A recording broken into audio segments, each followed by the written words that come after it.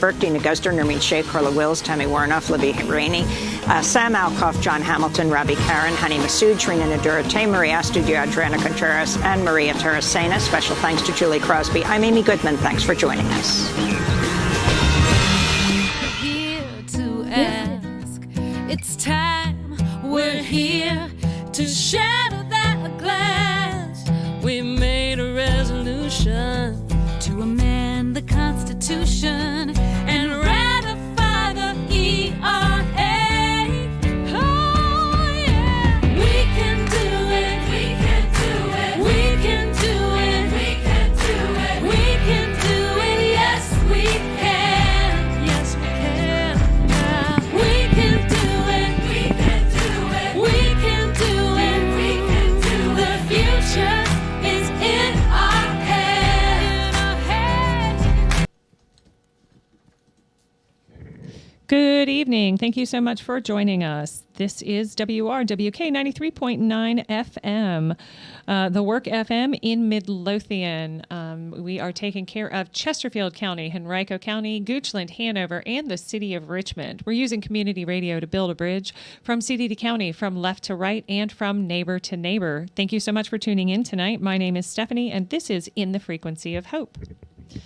I have several guests in the studio with me tonight. And Stephen, in case you didn't notice, the phone's ringing. And I already know who that is. That's my first guest, so I want that one to happen really quickly. So very quickly, I want to go ahead and share with folks who we have with us tonight. Tonight in the studio, I have joining me Leslie Rubio. I have Candy Graham and Bonnie Reid of Women Matter, Kati Hornung and Sister Leona, and Delegate Jennifer Carroll-Foy is on the line to kick the show off. Good evening, Delegate. If you put her on. So, no, don't hang it up until you know that you've got her on. And then, so if you can't hear her, then she's not here yet. What do I need to do? Max? Okay, I can't come out of the desk to do anything over there to show you how to make that work. Anyway, but I would like to go ahead and greet the rest of my guests. So I'm going to pass the microphone over so you guys can say hi. Hello. This is Katie. Hello, I'm Sister Leona. Alrighty, and Hi, it's Candy. Bonnie, and I'm excited to be here. thank you so much for coming. Leslie Rubio. Thank you so much, ladies. I frequently think that I'm loud enough for my voice to carry. Sure. Do we have Delegate Carroll-Foy on the line yet? Yes, I'm here. Hello, Delegate. Thank you so Hi. much for calling in tonight. Of course. Absolutely. What an exciting day it is. What an exciting time it is, I think, for the General Assembly right now. Absolutely. Wonderful. So I would like for you to have the opportunity to share with our listeners what is actually happening in terms of getting the E.R.A. passed, in getting it ratified finally here in Virginia this session. Absolutely. Thank you for inviting me to speak to you all. In the General Assembly, the Equal Rights Amendment is scheduled for a full Privileges and Elections Committee hearing tomorrow at 8 a.m. And what that means is that we will actually be able to have people testify in support.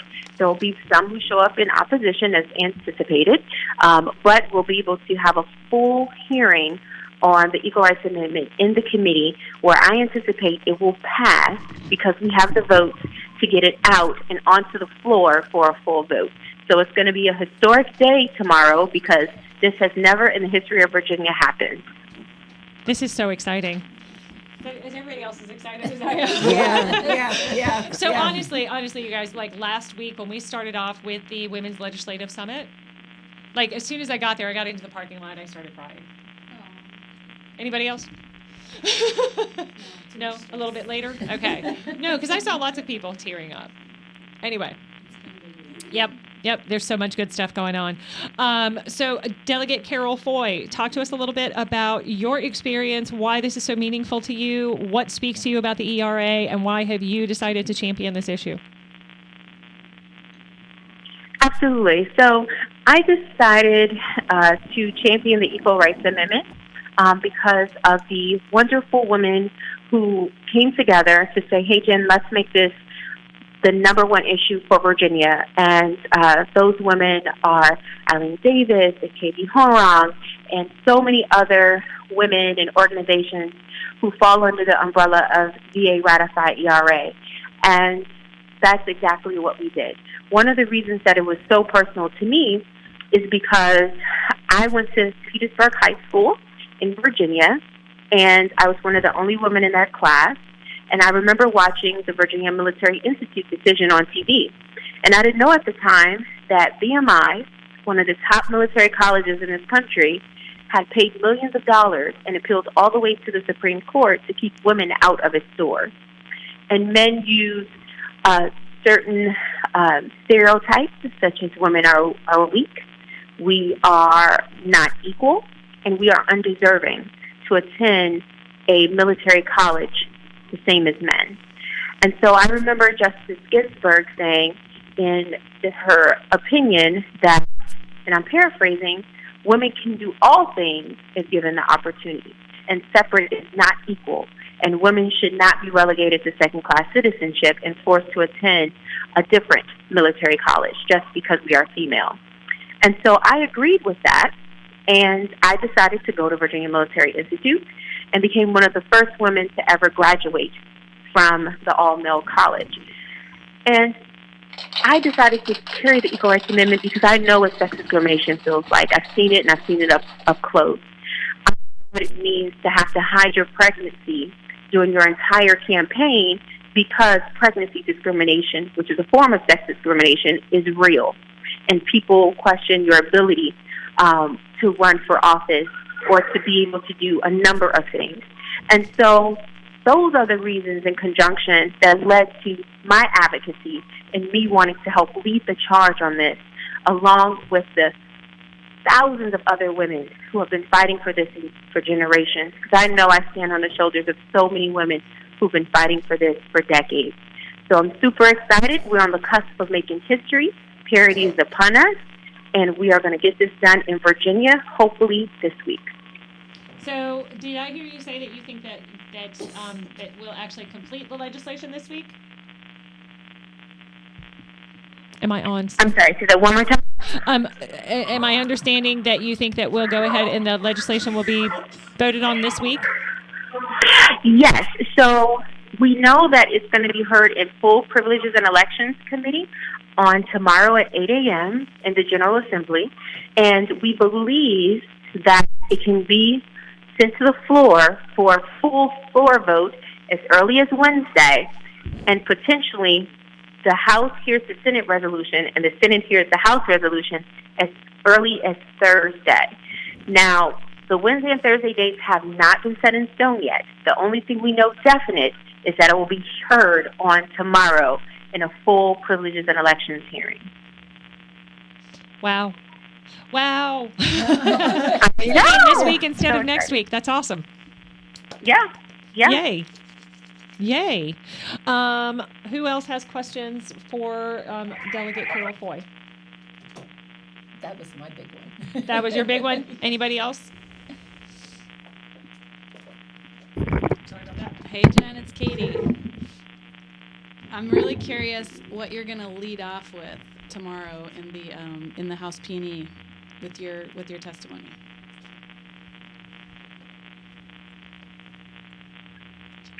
Is that a question for me? Yes. You probably want to Okay. get a lot closer. Sorry, Jen. Can you hear me now? Yes, I can hear you now. I'm just curious what you're going to lead off with in your testimony tomorrow. There's so many different angles to go with this, and this is our first time. We know it's coming out of the committee, and it's for posterity. I'm just curious how you're going to lead this one off tomorrow. That is a really great question. So, haven't completely decided exactly what my testimony personally would be tomorrow, whether it be just reflection and, congratulatory on our progress and finally being here and making Virginia the 38th and final state, whether it be a real reflection on where women have come over the years and how this is simply poetic in the fact that we're also celebrating our 100th year of being able to vote as women.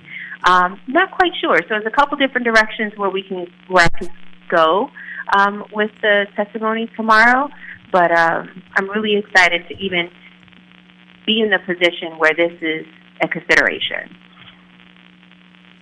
We're super excited to hear whatever you have to say. Yeah. No kidding. Yeah. No kidding. Oh my goodness. Okay. Let's see. What other questions do I have? I wish I could think of a good one. I'm just so excited that this is actually happening right now. I sort of feel like my brain is kind of like freezing up, where there should be all of these other things to link to, and then there's just this. You mean right now it could happen? I think I'm still stuck on the big surprise from that. Well, I absolutely do appreciate you taking your time to call in tonight and share so much good news with us, Delegate.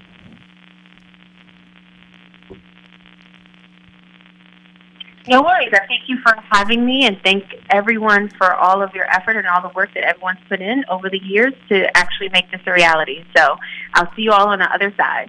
Awesome. Thank you. Thank you. Awesome. Thank you. Thank you so much. Have a good night. Have a wonderful evening. Bye. All right. So I knew that that Delegate Carroll-Foy had some other stuff going on this evening, and she was able to just tuck in a quick phone call just to give us a little update since things were changing as I was actually leaving the Capitol today. So I appreciate again her willingness to call in and give us a little update there about what to expect this week. So some of the things that we are going to talk about tonight as we go around, we're going to talk a little bit about some of the history of the E.R.A., some of the history of women's suffrage. I'm going to ask some fun questions of my fellow activists about what inspires them, maybe some of their favorite historical feminists, etc. We'll just kind of see where it goes, because I think that this could just turn into a whole lot of fun. And then we're going to be expecting some more phone calls from other activists and other legislators talking about a variety of different things, not just the E.R.A., but other supportive legislation or legislation that we should be looking to come after the E.R.A. gets passed. So that's going to be fun. I do, however, have a couple of announcements that I need to make just to let folks know what to expect when they are tuning in here to WRWK. On Thursday evenings at 7 o'clock, you will get Time with Fred. Fred is a life coach, and he comes in at 7 o'clock on Thursday evenings to offer some coaching or some life skills. And on Friday evenings at 7 o'clock, you'll hear Critiques for the Culture. That is a program that's actually produced at WRAR across town, and we re-air that. But preceding that, at 5 o'clock, you will be hearing Scott Price with the Alliance for Progressive Virginians doing his General Assembly wrap-up for the week. That's at 5 o'clock every Friday. And on Saturday afternoon, Elizabeth Charity is here with Chubb's Buzz, and that is at 4 o'clock on Saturday, talking about juvenile justice reform. On Sunday afternoons, Jay Tubb is here at 2 o'clock with Citizen Voices. And then, of course, on Monday evenings, I am here with In the Frequency of Hope. Every other Wednesday, you will catch Leslie here with Her, Human Equal Rights with a focus on hers. And that gives you our weekly programs. If you had ever thought to yourself, I'd like to have a radio show, I know exactly where you can do that. And so if you want to get in touch with us, send us an email, send us a DM through social media, and let us know that you would like to get involved with something. And can I pass that off for somebody else to talk to her for a sec? Thanks. And if we need to get her on air, we can from there. Sorry about that. But if you were thinking that you would like to have a program here at WRWK, you probably can. We have a submission process, then it goes to our programming committee, and we will help you figure out how all this stuff works. We'll teach you how to be a board operator like my friend Steven over here, or you could be a host like myself or Leslie. Perhaps you're more interested in some of the more technical aspects and building out radio things. So there's plenty to do. And then, of course, if you're just an organizational genius and you want to help fix any of that stuff in the office, we would all appreciate that too. So again, if you are looking for a place to volunteer and get in touch with the rest of your community, check out community radio. For those of you who are just tuning in, you are listening to WRWK LP 93.9 FM. My name is Stephanie. This is In the Frequency of Hope. Tonight we are talking about the E.R.A, getting it passed, and what's happened in the past to get us here. All right. What's that? Good. Thank you. Yes, perfect. And our next caller is here, and her name is Eileen Davis. You know her well. She is one of the founding members of Women Matter, along with Candy Graham and Bonnie Reid. And so I think we are about to hear some very lively things from all of these ladies about your work. Eileen, thank you so much for taking the time to call in tonight. Can you hear me? Yes, ma'am. Okay, I'm on speakerphone with Betty Folliard from Minnesota. We're here together. Hi, Betty. Thank you. Thanks for having us. Oh, This is pretty absolutely. exciting Absolutely. stuff. Thank you for being a part of it. Lots going on. Yeah, there is. There absolutely is. So, Eileen, I want to start off with talking about, well, with you, Candy, and Bonnie, I want to talk about how you founded, and Leslie, sorry, how Women Matter was founded. Well, to go back to the foundation, we have to go back to me and Leslie and Candy. And my origination story is I was working in a healthcare clinic, and I noticed that all of my patients were disparately uninsured women, and a large number of them were uninsured women of color and minority women, and they were underemployed or didn't have any decent benefits. They all worked, but they were all in jobs that offered very little support, including health care. And I don't know, I had always lived in a ratified state, and then I don't even remember the day I figured out I was now living in an unratified state. And anyway, so that became something that I became interested in. And then Leslie and Candy and I all collided as part of the burgeoning women's movement, and then it just sort of came about that we were going to just put together a Women Matter focused thing, and that's what we did. Candy? Leslie, you got something to add to that? Sure. Is this on? Yeah, you're on. Okay.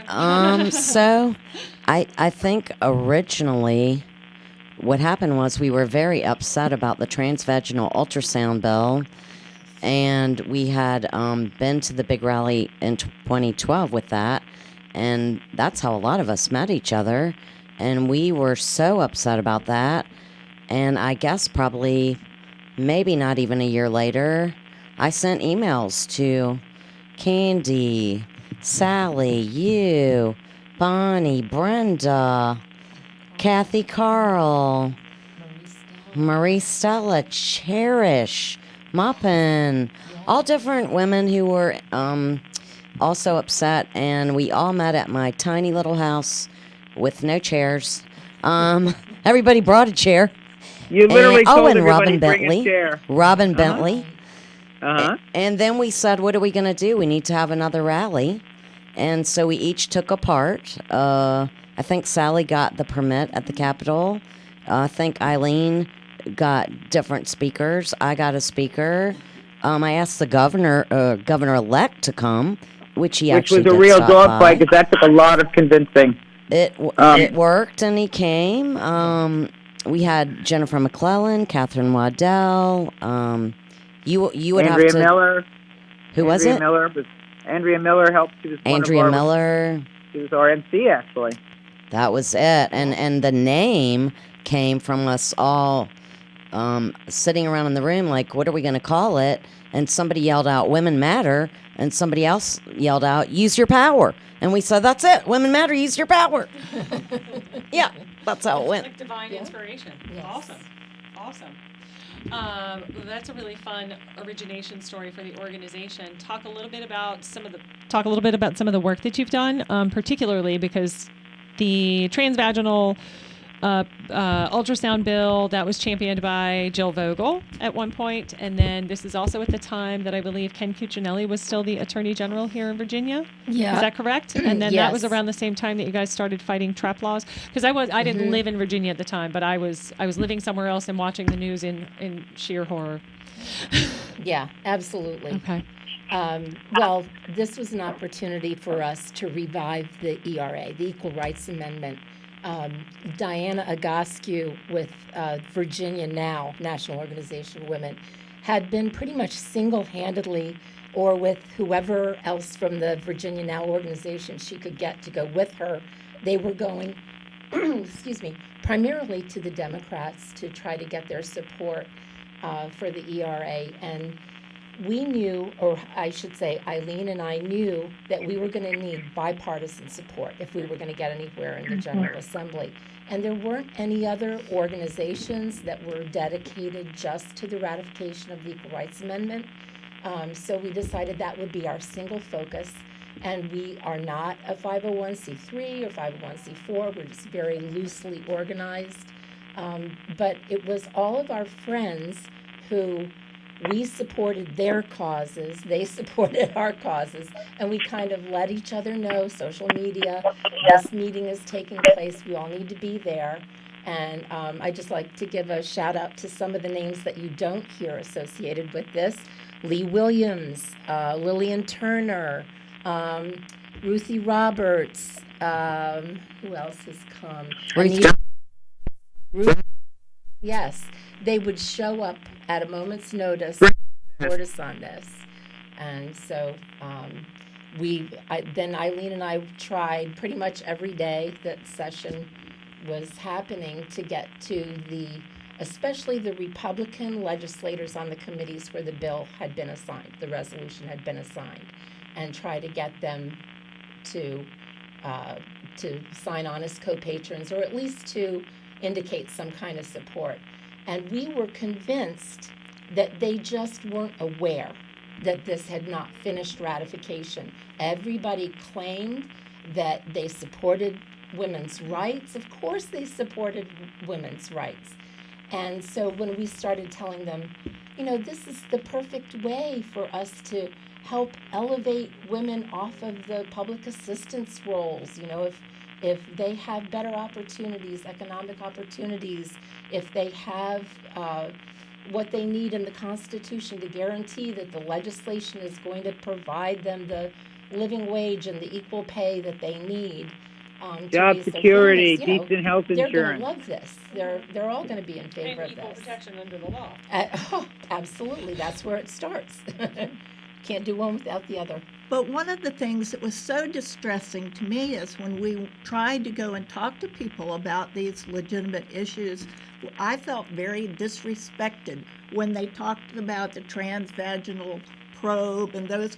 We're women, and these were primarily white men making all of these rules. And when you tried to go and talk to somebody's legislative assistant, now, honey, just don't worry about these things. We'll take care of it. It was awful, unbelievable to me in this day and age. It's crazy. Yes. So first of all, show of hands for autonomy enthusiasts. I think we have a room full of them in here. Okay, yeah. But I think that's a really important, valid point that kind of gets glossed over whenever we talk about equality, and it doesn't matter who we're talking about gaining equality, is the people who already have the power, who already have those rights. You're not losing anything by all of a sudden other people gaining access to the same rights. It's not pie. Right. really. Quality is like love. It's a self-multiplier. The more you have, the more Yes. you give. Yes. The more you give, the more you have. Yes, exactly. Like kudzu. But I think that is one of the things that we seem to have like a really skewed picture of, or a system, a value system that looks at it that just says, well, if so-and-so has more, somebody else has to have less, because there's this whole belief in lack that our system is really based on. Anyway, like I said, it ain't pie. That's one of the things that we always have to remember when we're talking about expanding equality or expanding any of the inalienable rights and who is actually entitled to them. That has been the entire history of this country, has been the expansion of that from a handful of land-owning gentry, who were already well-to-do, and had the means to effect some sort of power and control over other people's lives. Ultimately, that eventually led to slavery. We're going to talk a little bit about that tonight, because we're going to talk about the history of laws in this country regarding wives and women, and that was actually the basis for the laws that were ultimately developed that identified how chattel slavery worked in the United States. But before we get into talking about that, we have Betty on the line as well. And Betty is the former representative, I want to say 3 terms, if I remember correctly. That's right. In the Minnesota State House of Representatives. Betty That's Folliard, thank you so correct. much for joining us tonight. Yay. Thank you for having me. I just want you to know I'm representing E.R.A. Minnesota, and I'm here with Suzanne Wilhite, one of our other officers. And, I actually met folks from around the country in 2014. That was the year that Minnesota passed the Women Economic Security Act. And once we did that, where we became on the forefront of women's economic security in the workplace in the country, I said to my colleagues, we need to go and find out how we can spread our word of what we're doing. So I found that there was this rally for equality in Washington, D.C., headed up by We Are Women. And we went to D.C. We brought 50 people. I raised the money for a bus and took 50 people and provided scholarships. And we participated. And that's where we discovered folks like Eileen and all the other wonderful activists here working state by state on the Equal Rights Amendment. And we realized, oh gosh, we're all going to come together on this. Kamala Lopez had been filming We Are Woman for her movie Equal Means Equal, and of course Kamala is here now from Equal Means Equal, and we met folks from all across the country, and we have bonded together. We've got organizations like Equal Means Equal and E.R.A. Coalition working on this nationally, because what happens right now this week in Virginia impacts all 163 million women in America. And I heard it was 172. Okay, now she's telling me 172 million now. Okay, that's how important this week in Virginia is, and why we're here. And in the background, you hear Love Bug. Love Bug, stop. There, all done. But yeah, we're thrilled to be here. Thank you for letting me be a part of this phone call. Oh gosh, okay. Sorry, I have a few too many things that I'm trying to manage. That's right. So I wanted you to talk a little bit more about just your own personal experience, if you don't mind. What was it that was so meaningful to you, where, on top of the legislative work that you did, you went the whole extra mile of starting a whole new E.R.A. organization in the state of Minnesota? It's because I've worked on these issues in onesies, twosies. I was the pro-choice lead in the House of Representatives, so I worked on issues of women's reproductive rights. I dealt with the Women's Economic Security Commission that we had in Minnesota, and dealt with issues of women in the rural areas and transportation, women in sexual assault, domestic violence, you name it. I was working on these all in onesies and twosies. Each individual issue that affects pay inequity, pregnancy discrimination. Then I became the first chair of the Board of Gender Justice, which is similar to the Southern Poverty Law Center, and it's a several state organization in Minnesota, and I started working on more issues. It's what happens with women's rights in most women's lives is you begin with thinking, well, I have my rights. I have all the rights I need.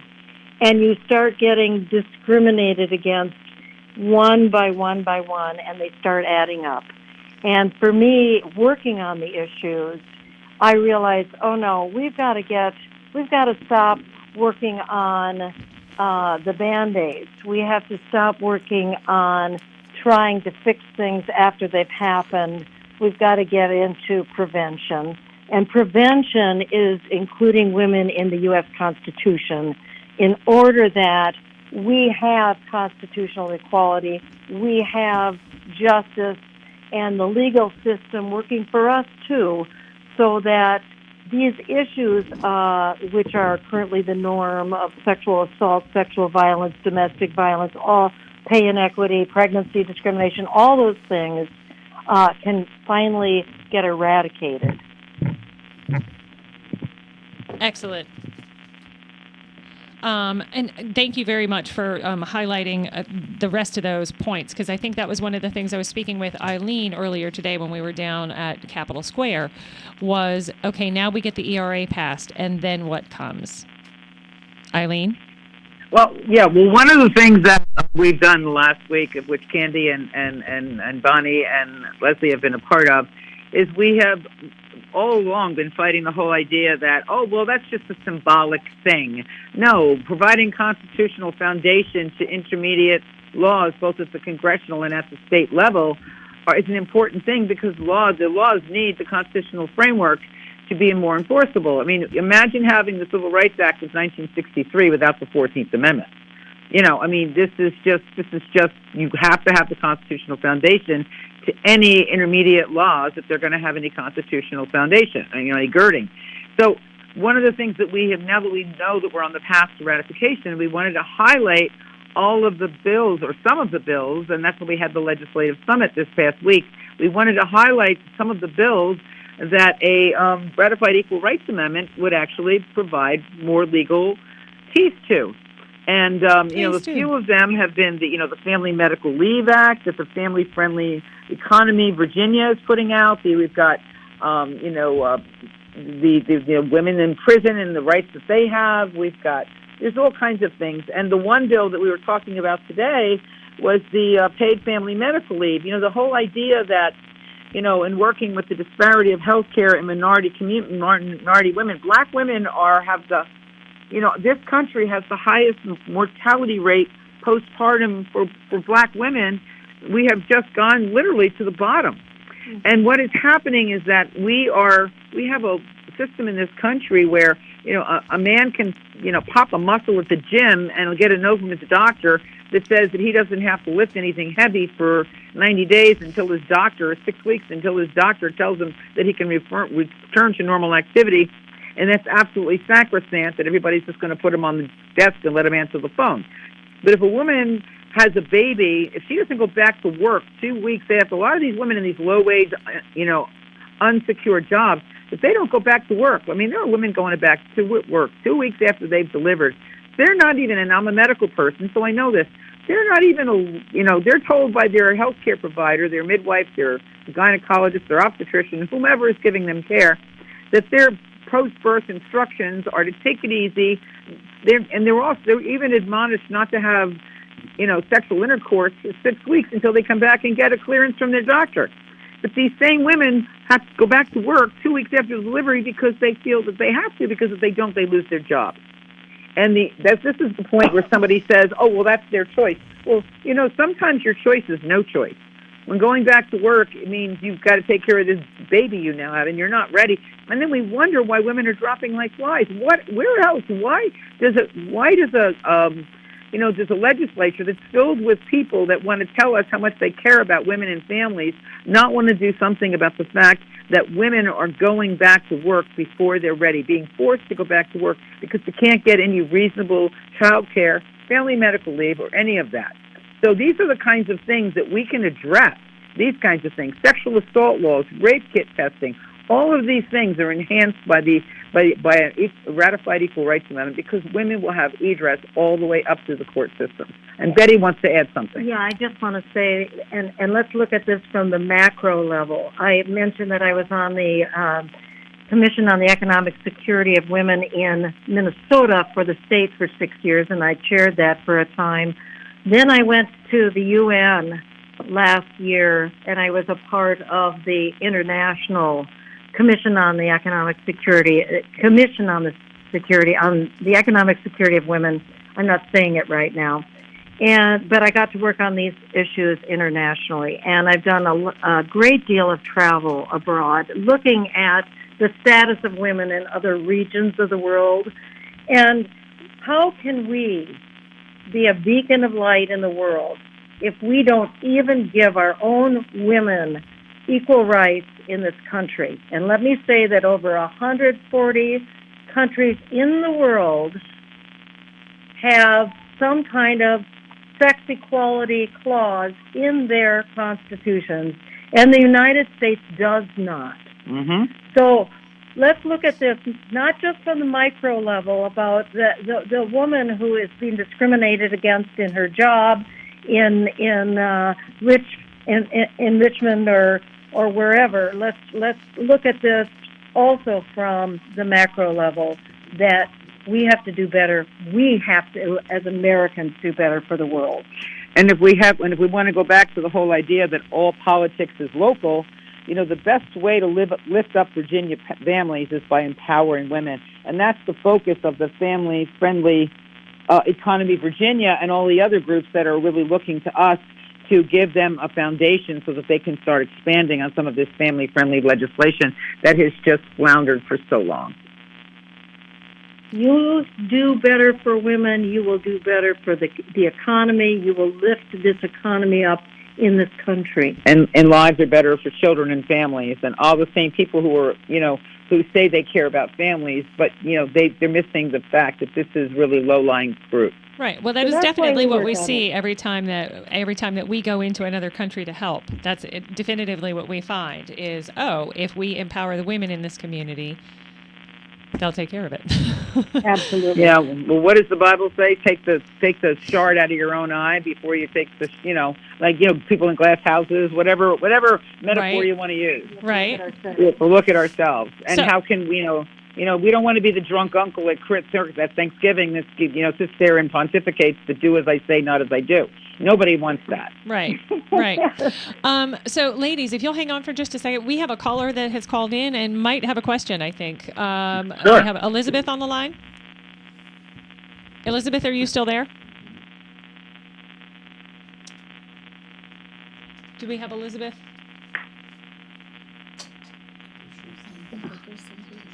What's that? I don't hear her. That's why I'm asking. Okay, so Elizabeth, if you want to give us... WRWK. It's not blinking, like line 2, or I'm not really sure. Okay, yeah, maybe Max can take a look at it. Max is going to tell us whether or not we've got...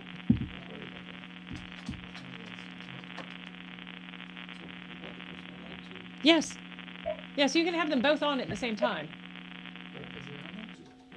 Can you hear me? Hi. Yeah. Hi, Elizabeth. There you are. Good. Hi. How are you doing this evening? I'm doing great. Thanks for calling in tonight. Did you have a question? Yes. How you doing, Elaine? Is Elaine there? Eileen? Yeah, Eileen? I'm here. Yes, Eileen. This is Liz. How you doing? I'm fine. How are you? I'm doing great. I met with you at the summit. Oh, okay. Yes, in reference to the the working with the youth in reference to getting more young black women and young women involved in the LWV League of Women Voters, because we do have rights too, and sometimes we have to fight even harder as a black woman for to receive equal rights. When you agree? Oh, absolutely. I would agree. Absolutely. Yeah, and Candy and Leslie are very, we're all very invested in intersectionality, and working across the aisle to include all women is a very important part of what we're focused on. And our chief supporting group at this point in time is the Delta Sigma Theta sorority. They have really brought the heat on this issue. And the interesting thing that isn't known is that the Deltas began around suffrage and the Equal Rights Amendment back in the 1920s. They started at Howard University, and their first action as an organized group was to march in the suffrage march in 1913, and they pivoted, just like the League of Women Voters, to going towards Equal Rights Amendment as the Part B. So for them to stand and take forward-facing and leadership on this is really just a continuation of their origination. Candy, do you want to add something to that? Did I want to add something to it?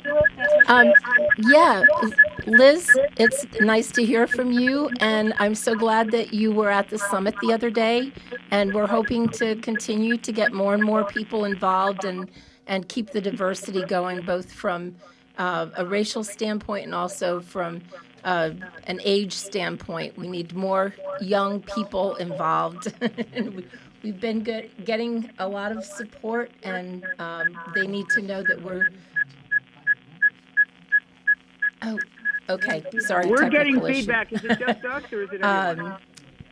We do everything with the younger generations in mind, and with our friends who will benefit so much from having the equal rights for women finally enshrined in the Constitution. Yes, I believe that we can be able to work together to make it more, as you say, bring more unity together.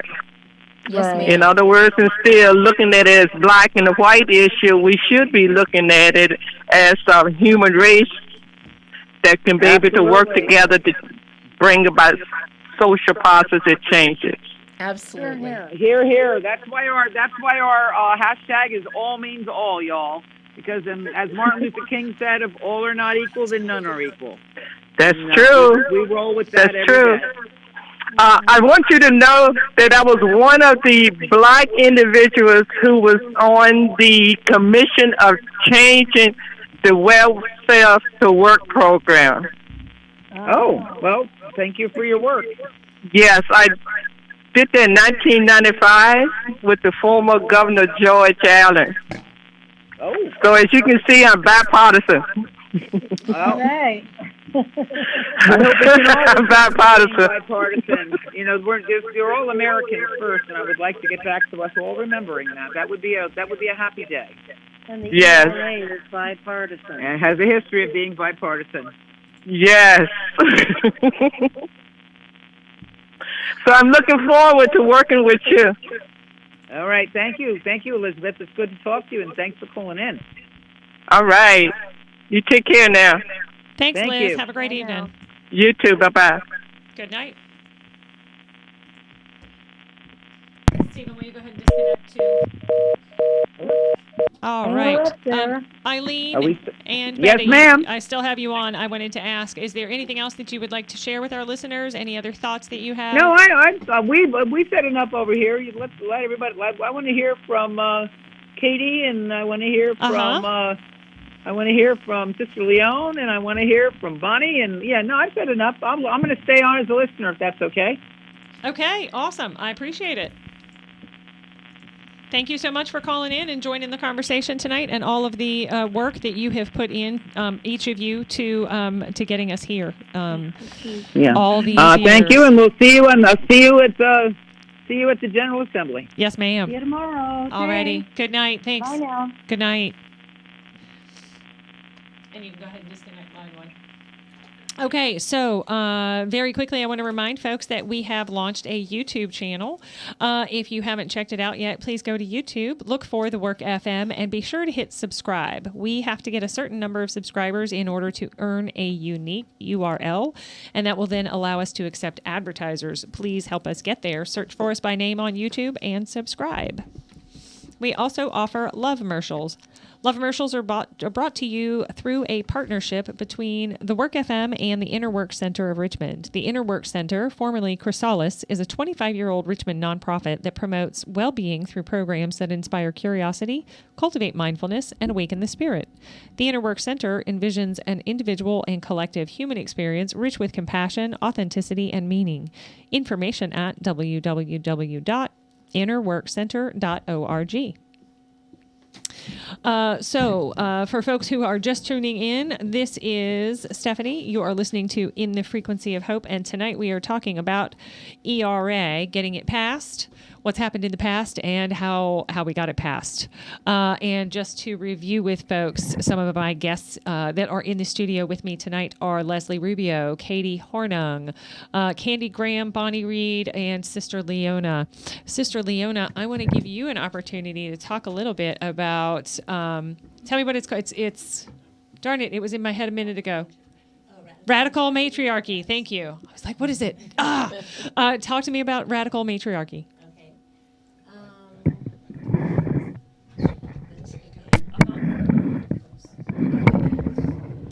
So Radical Matriarchy is a group that I founded a couple years ago from New York City. We are an artist collective, and we use art to talk about the sexualization of women's bodies.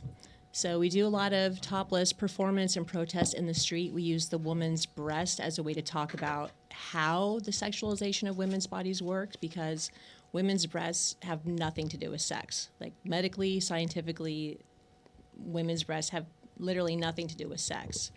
But because society says they are sex, women have to cover them up, and women are controlled, through this mechanism and means. So I started to see, I was using Instagram a lot because Instagram is kind of like the main platform for artists to be sharing their work. So I was sharing our protests, and I also do photography with this project. And it kept getting deleted until eventually my Instagram was even deleted. And I was sharing art and protest. So basically, this women's rights movement was sexualized and erased by Instagram. So now we're not seeing this conversation happening on this platform where people are using art to talk about everything. And this is kind of happening across the board. I'm seeing it's not just happening on Instagram. Like, we're also seeing the sexualization and erasure of women from industry, from politics, from basically everything. Like, we're relegated to these roles that are, sexualized, and we have to be mothers and basically serving men is kind of how I'm seeing it. So, I'm just using performance, and Sister Leona is basically, she is me, but definitely she is kind of born through this work that I've been doing.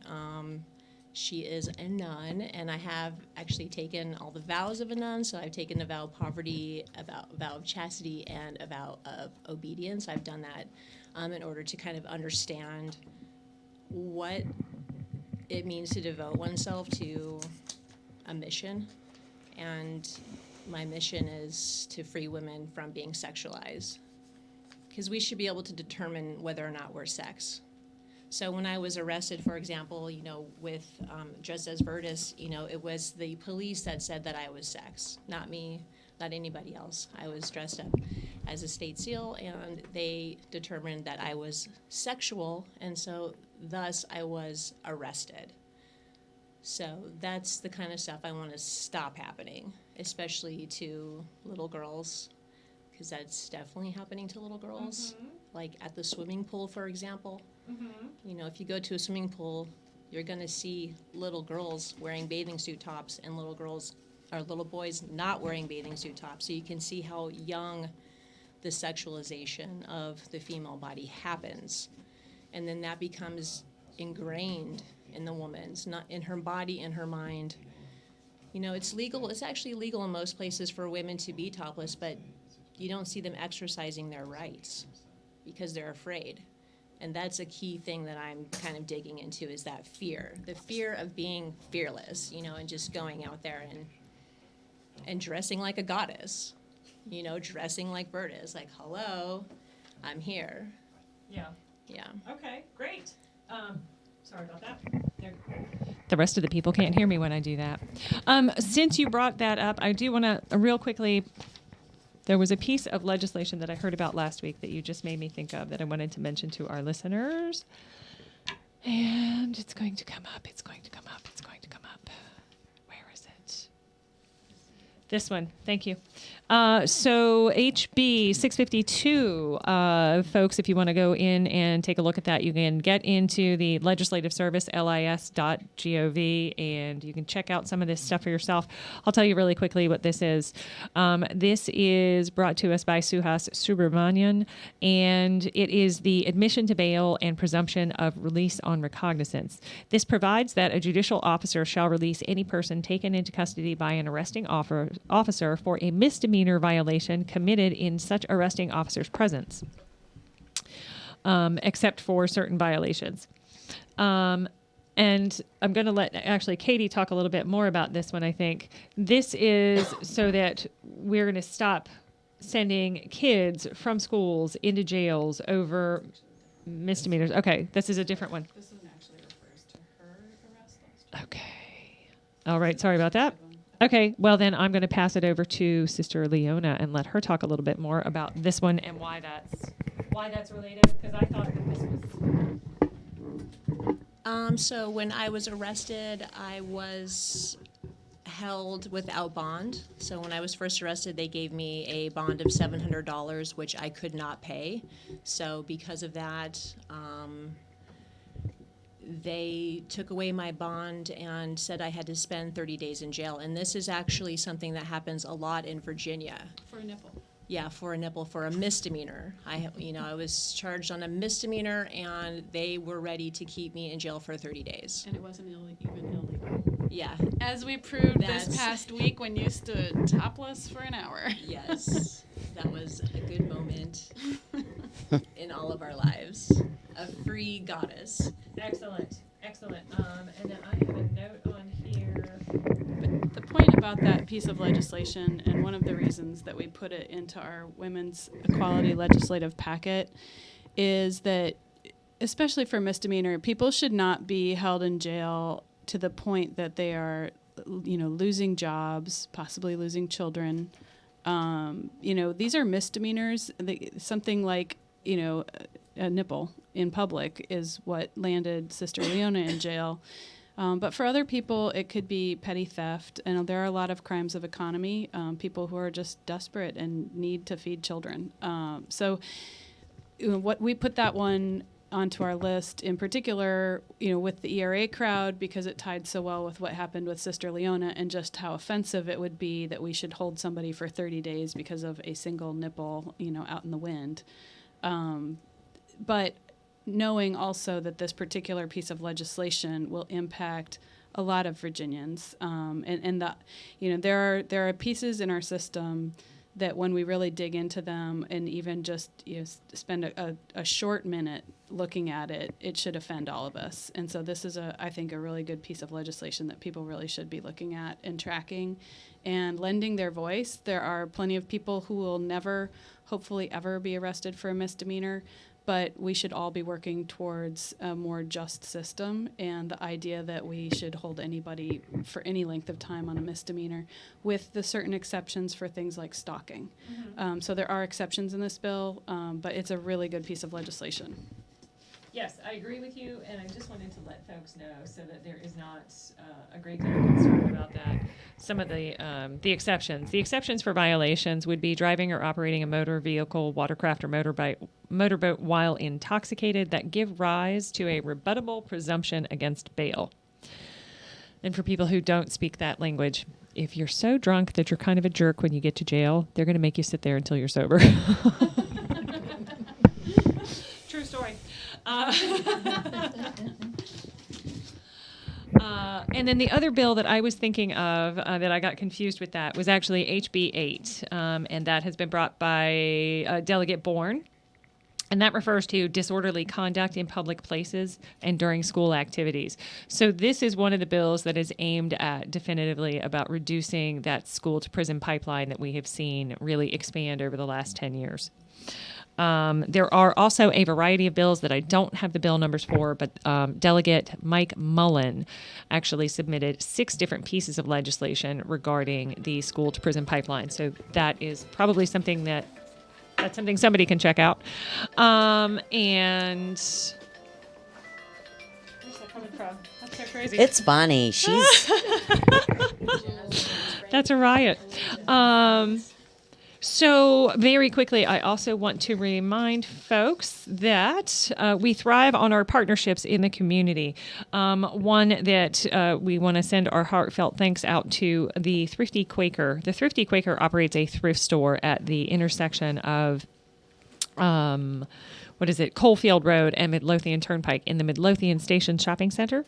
Anyway, it's a really cool operation. What they do is they run their store for the month. At the end of the month, they pay their bills, and then whatever's left over, they stroke a check out to another nonprofit in the community that they like their work. And they chose us for the month of November. So thank you very much to the Thrifty Quaker.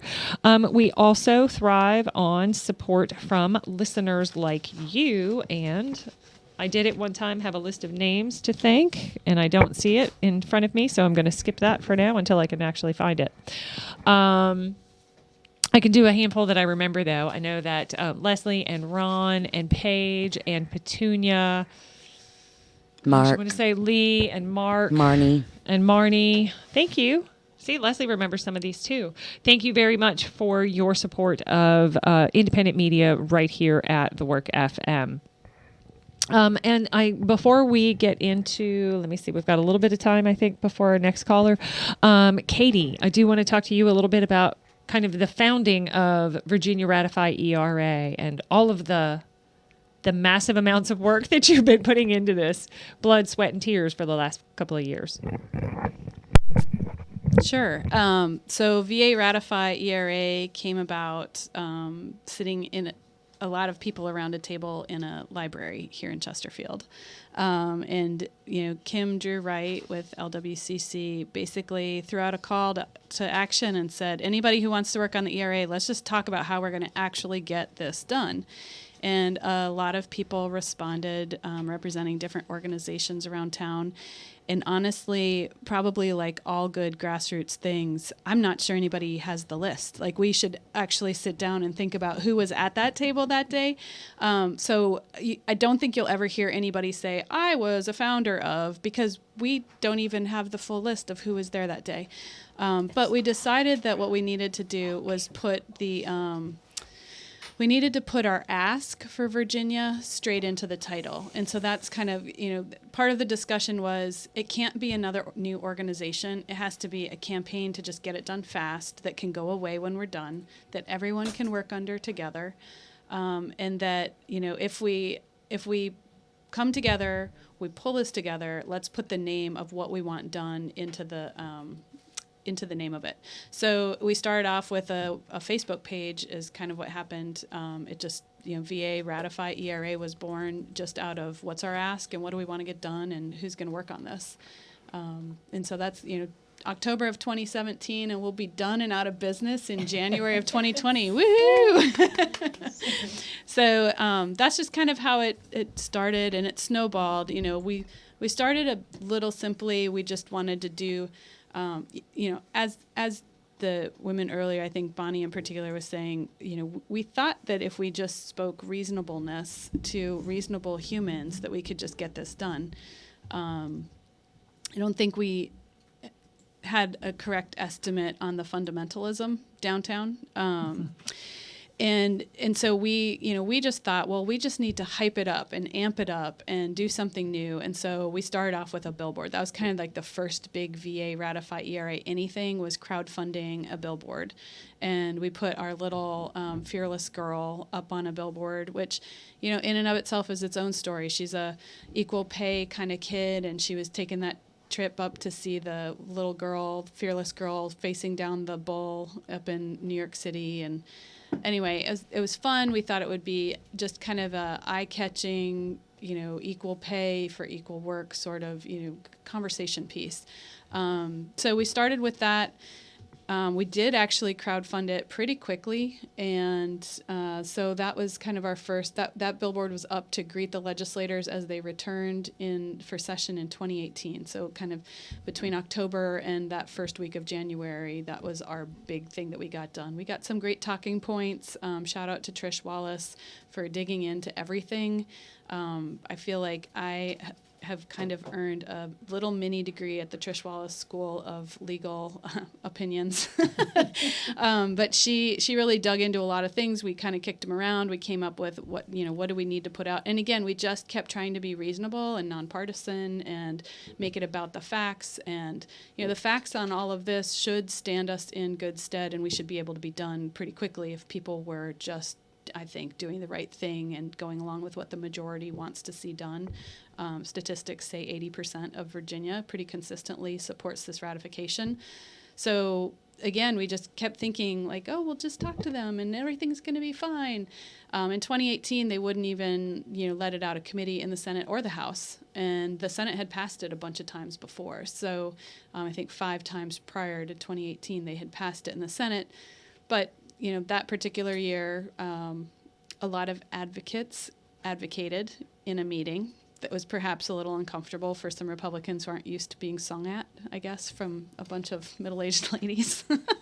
But, it pushed the narrative to the next level. And so during session of 2019, we kind of came back roaring a little bit louder, actually a lot louder. And so it went from kind of the old standby crowd that was really getting geared up in 2018, and by 2019 you had a lot of new voices at the table. And I think that is what has really kind of pushed this up to one of the top things that everybody was running on. We had whole races, especially in the House of Delegates, shaped up just around the Equal Rights Amendment.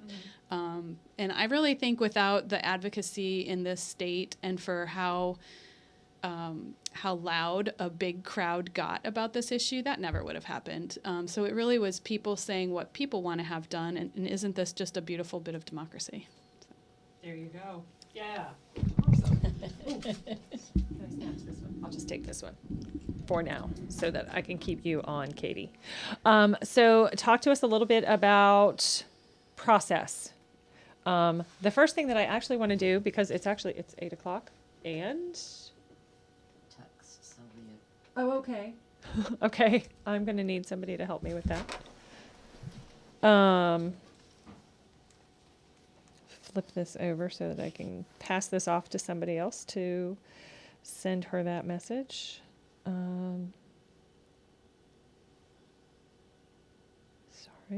Sorry. There we go. I'll give that to you if you don't mind sending her that message. So it is 8 o'clock. So first of all, I need to just go ahead and do a station announcement. Thank you so much for listening to WRWK LPFM 93.9 right here in Midlothian, Virginia. We are serving Chesterfield, Henrico, Goochland, Hanover, and the city of Richmond. We're using community radio to build a bridge from city to county, from left to right, and neighbor to neighbor. My name is Stephanie. You're listening to In the Frequency of Hope, and tonight I am joined in the studio with some wonderful activists who have been working for a long time to get the E.R.A. passed. And we've been talking about the E.R.A. for almost an hour now, and we've not even said it. And we chanted this last week, so I'm not going to make you guys do that with me again today, but real briefly, for anybody who's not familiar, I just want to go ahead and let you know what the E.R.A. actually says, what we are hoping to get ratified says, and anybody that wants to join in is welcome. Equality of rights under the law shall not be denied or abridged. by the United States or by any state on account of sex. That's it. That's it. It feels like the Pledge of Allegiance. It's the Pledge of Allegiance to women in America. Right. It's short and it's sweet. And the thing that's so amazing about this is that it really solidifies the idea that I am a completely respected, full citizen of the country into which I was born. And that's powerful. That's really, really powerful. And I think that that's something that I get the idea that folks who aren't women don't really understand what that feels like. Did anybody else get that impression? Yes. Yes. Oh, yeah. Anybody else want to talk about that for a sec? I think if we just think about our periods, how we're treated from the very beginning, with it being taboo, we're not supposed to talk about a normal bodily function that happens to all women, and we're not even supposed to be offered to be prepared for that at our schools, at our prisons, all different public places. And I think Jennifer Boysko is addressing that, and we're going to see that change is made as well. Mm-hmm. Yes. Yep. I actually had talked to her. Sorry. I'm so used to just having it in front of me. I spoke with Jennifer Boysko last week, and she had she was going to call in, but it did not work in her schedule. But what I do want to do, actually, it's right here. It's right here in front of us, is let folks know, since you mentioned it, there are a couple of different bills coming up if you want to go ahead and support them. The first of which is Senate Bill 231, and that was championed by Jennifer Boysko. That is regarding the sales and use tax exemption for menstrual supplies. So was it 2 years ago or 4 years ago that they were able to reduce that tax down to 1.5%, but they weren't able to actually do away with it entirely? That was sort of the compromise in between, was that they were still going to be, was that 2 years ago? It was last session. Last session. Okay. Anyway, so this would actually go ahead and remove that final bit of tax, which is 1.5% for the state and 1% local. So it's actually a complete tax of, I guess, 2.5% for the payer. There is a companion bill that is House Bill 405. Speaking of which, Delegate Mark Keem has released HB 405, which requires each school board to make tampons and pads available at all times and at no cost to students in the bathrooms of each facility that it owns, leases, or otherwise controls that houses a public school at which any student in grades 5 through 12 is enrolled. And that, I think, is really, really powerful. Again, was it last session that they were able to get that through for jails and other institutions? Yes. Okay. But this is actually going to expand it so that our kids are going to have access to the necessary supplies that they need. So again, that's HB 405 and SB 231. And our next caller has called in. I am delighted to introduce you all to Sylvia Clute. Sylvia, thank you so much for calling in tonight.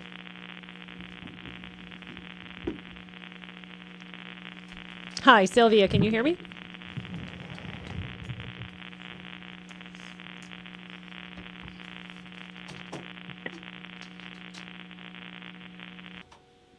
Sylvia, hi, can you hear me? Thank you. Hi, Sylvia, how are you?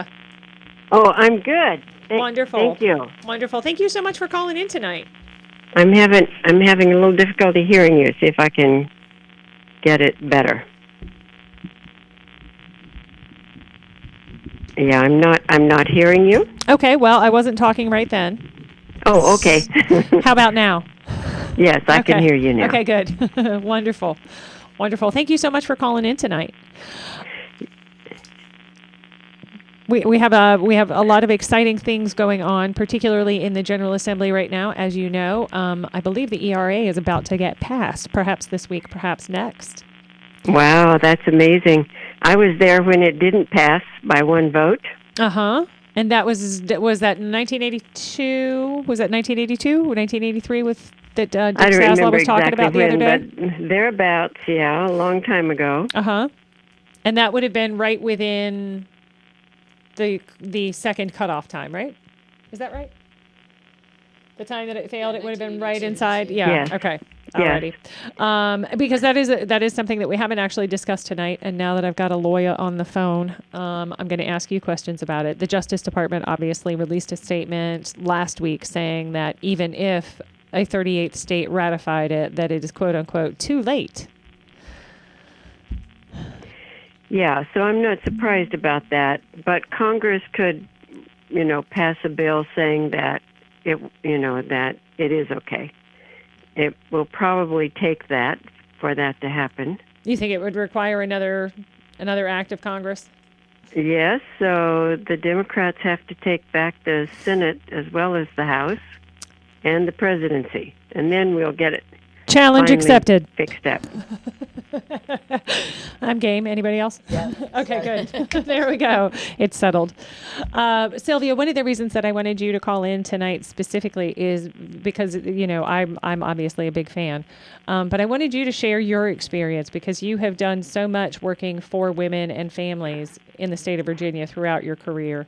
So if you wanted to talk a little bit about some of the work that you did that was, actually helping to change laws, as well as maybe co-founding the Women's Bank, any of that kind of stuff that you want to share with folks and talk about why this kind of work has been so meaningful to you to help raise women.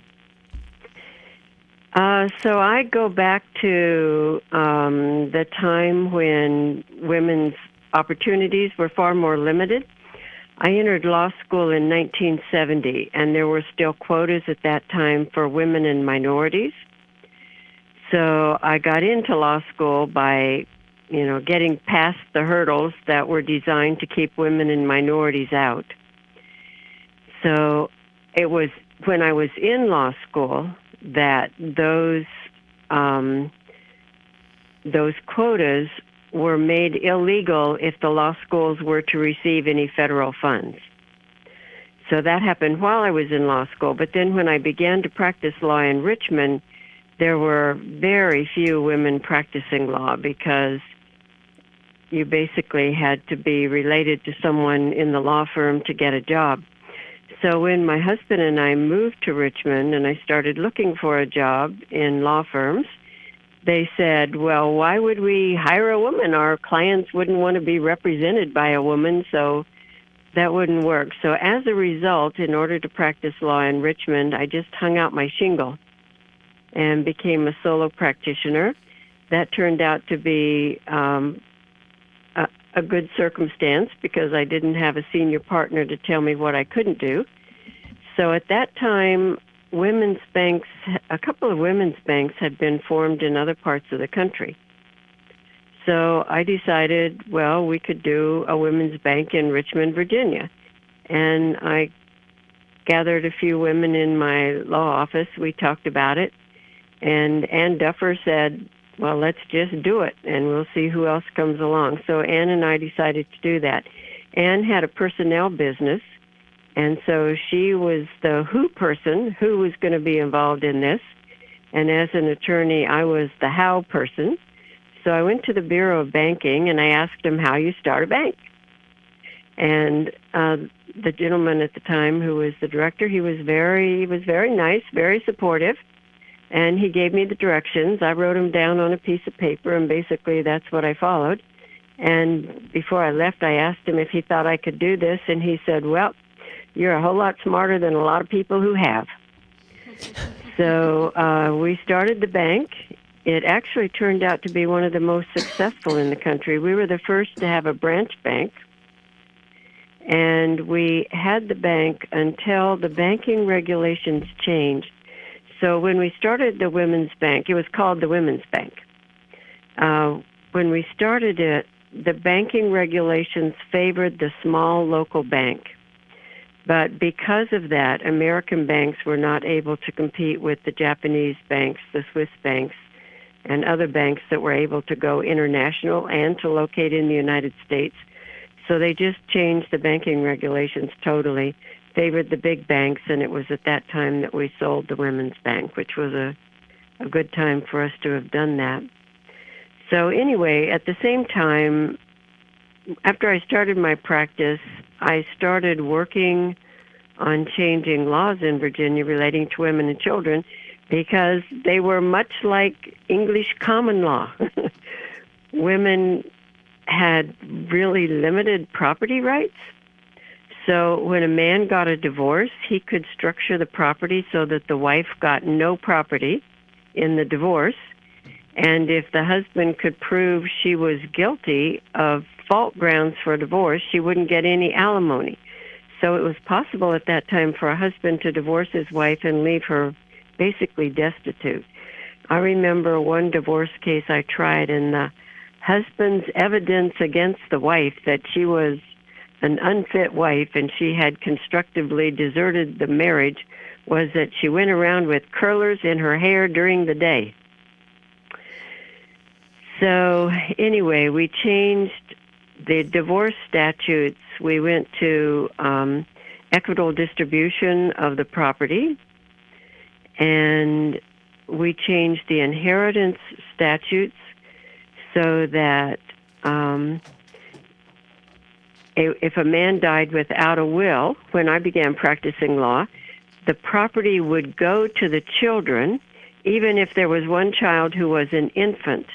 And all that the wife got was a 1/3 life estate for the duration of her life, and then what was left then went to the child as well. So the wife inherited nothing in her own right. She just got a 1/3 interest to help support her during her lifetime. So we changed that. We made the statute so that it's basically a sweetheart will.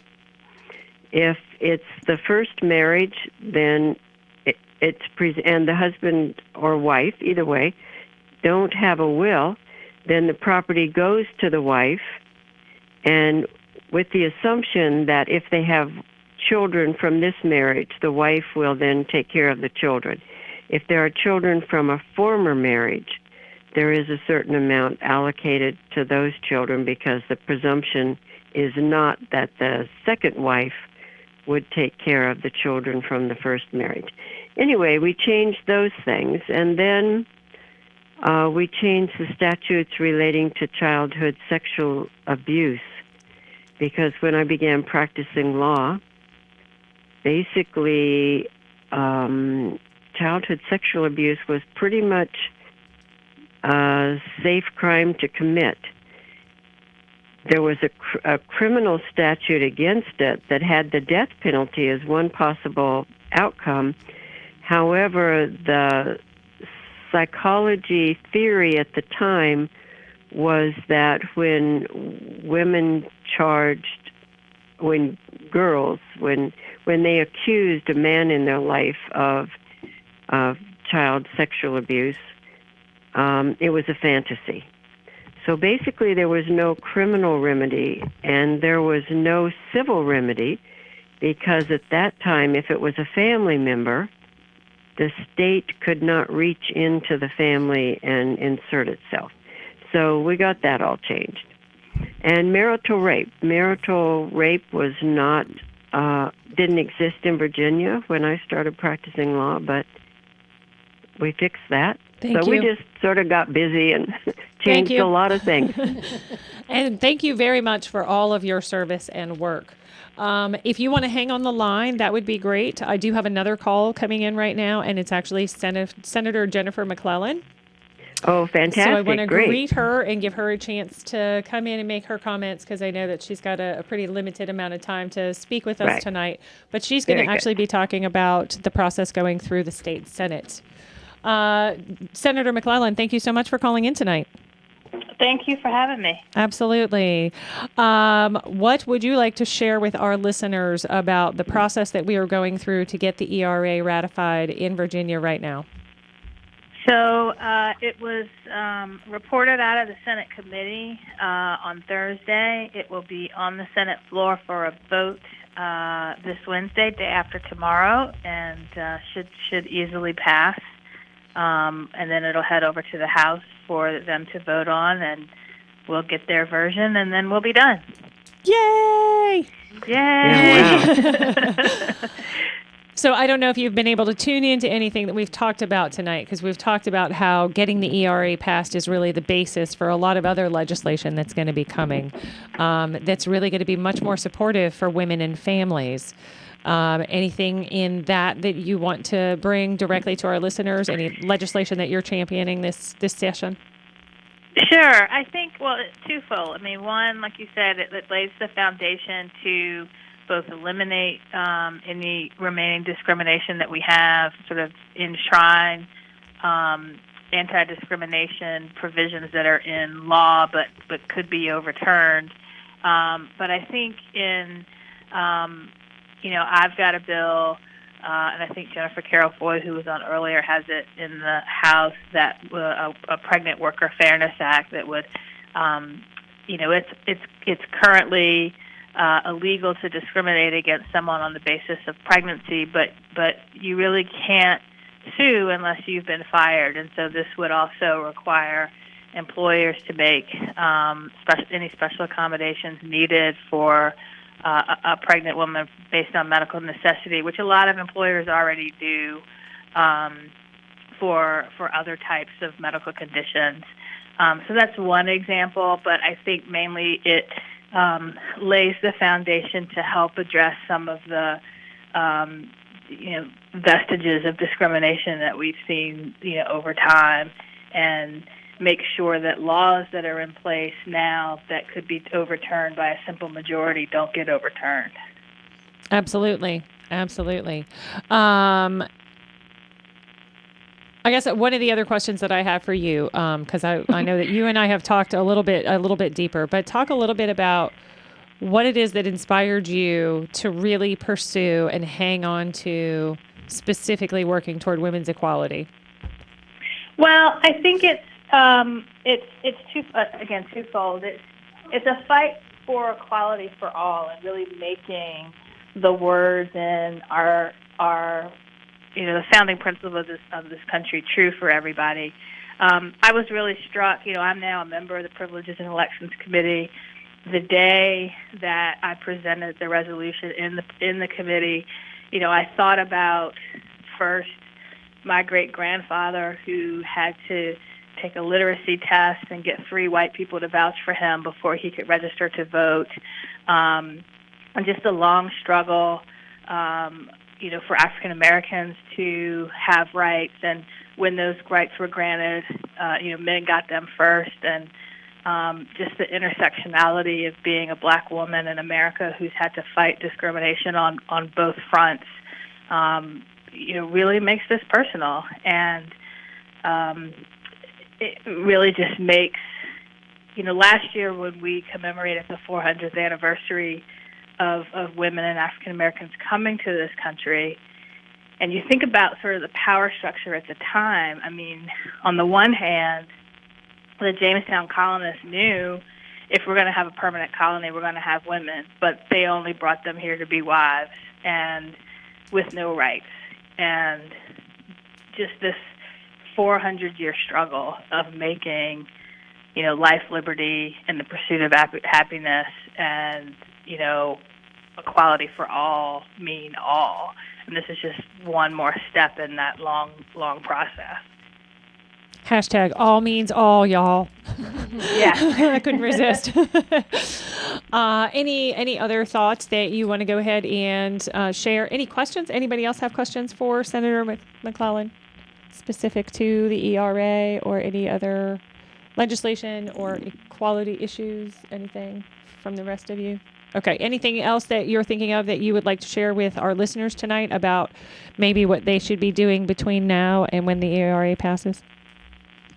Well, I think, continuing what you're doing, letting your legislators know that you support it, that you want them to support it. But this is just could be the beginning of a legal battle. We know that the opponents are going to try to say that there's a deadline in place that means we have to start over. There's legislation in Congress right now to remove that deadline, so making sure that you reach out to your members of Congress to tell them let's just take that argument off the table by repealing the deadline altogether. But we got here because of the grassroots support of a lot of people. I remember being in the committee in 2018 when the resolution didn't pass the House or the Senate, and then everybody quickly mobilized over the next year to really build a groundswell of support. That's what made the difference. That is really what made the difference. So first, everybody pat yourselves on the back a little bit, celebrate, and then just like, the 14th Amendment may have, put equality in place on the basis of race, but it took another 100 years to, start to achieve equality. This is the beginning of a journey to have true equality that is going to need us to defend it every step of the way. So celebrate for a little bit, but stay vigilant. Get back to work. Yeah. We're not even done yet, and it's time to get back to work again. But that's what we do as women, right? Absolutely. Absolutely. Yes. Well, that is the story every single time. So I just want to reiterate for folks that one of the things that we could be doing that's going to get this to move a little bit further is making sure that we're contacting our member of Congress to let them know that we support the removal of the deadline for the E.R.A. so that when it's ratified by the 38th state, it's just a done deal. Yep. Awesome. Thank you so much again for calling in tonight and sharing your thoughts and sharing the good news about getting the E.R.A. passed. Happy Founders Day. Thank you. You all have a great night. Thank you. Thank you. Good night. Oh, and is Sylvia is still here? Yes, I am. Wonderful. So I still have questions, and I don't know if anybody else still has questions about that process when we talk about what's happening with the Justice Department, since they have come down with a decision that says that there is this deadline. If Congress says that there is no deadline, then is there still going to be room for yet another court case, or will we ever get to a place where this is actually settled? Well, it'll be up to the courts to make the final decision. So the present Supreme Court isn't the most hopeful. So we'll find out. Okay. Yeah, the current opinion that just came out is in direct conflict with prior opinions. And so you have out of the same office. No, I can't hear you. Administrations. Okay. So what Katie was saying is that that current opinion is actually saying that, I'm sorry, go ahead. The current opinion is in direct conflict with prior, at least one prior opinion. And so the same office under different administrations has put out different opinions. And ultimately, whatever court decides would trump any opinion from the Office of Legal Counsel from the DOJ. Thank you very much for that clarification. Well, here's hoping.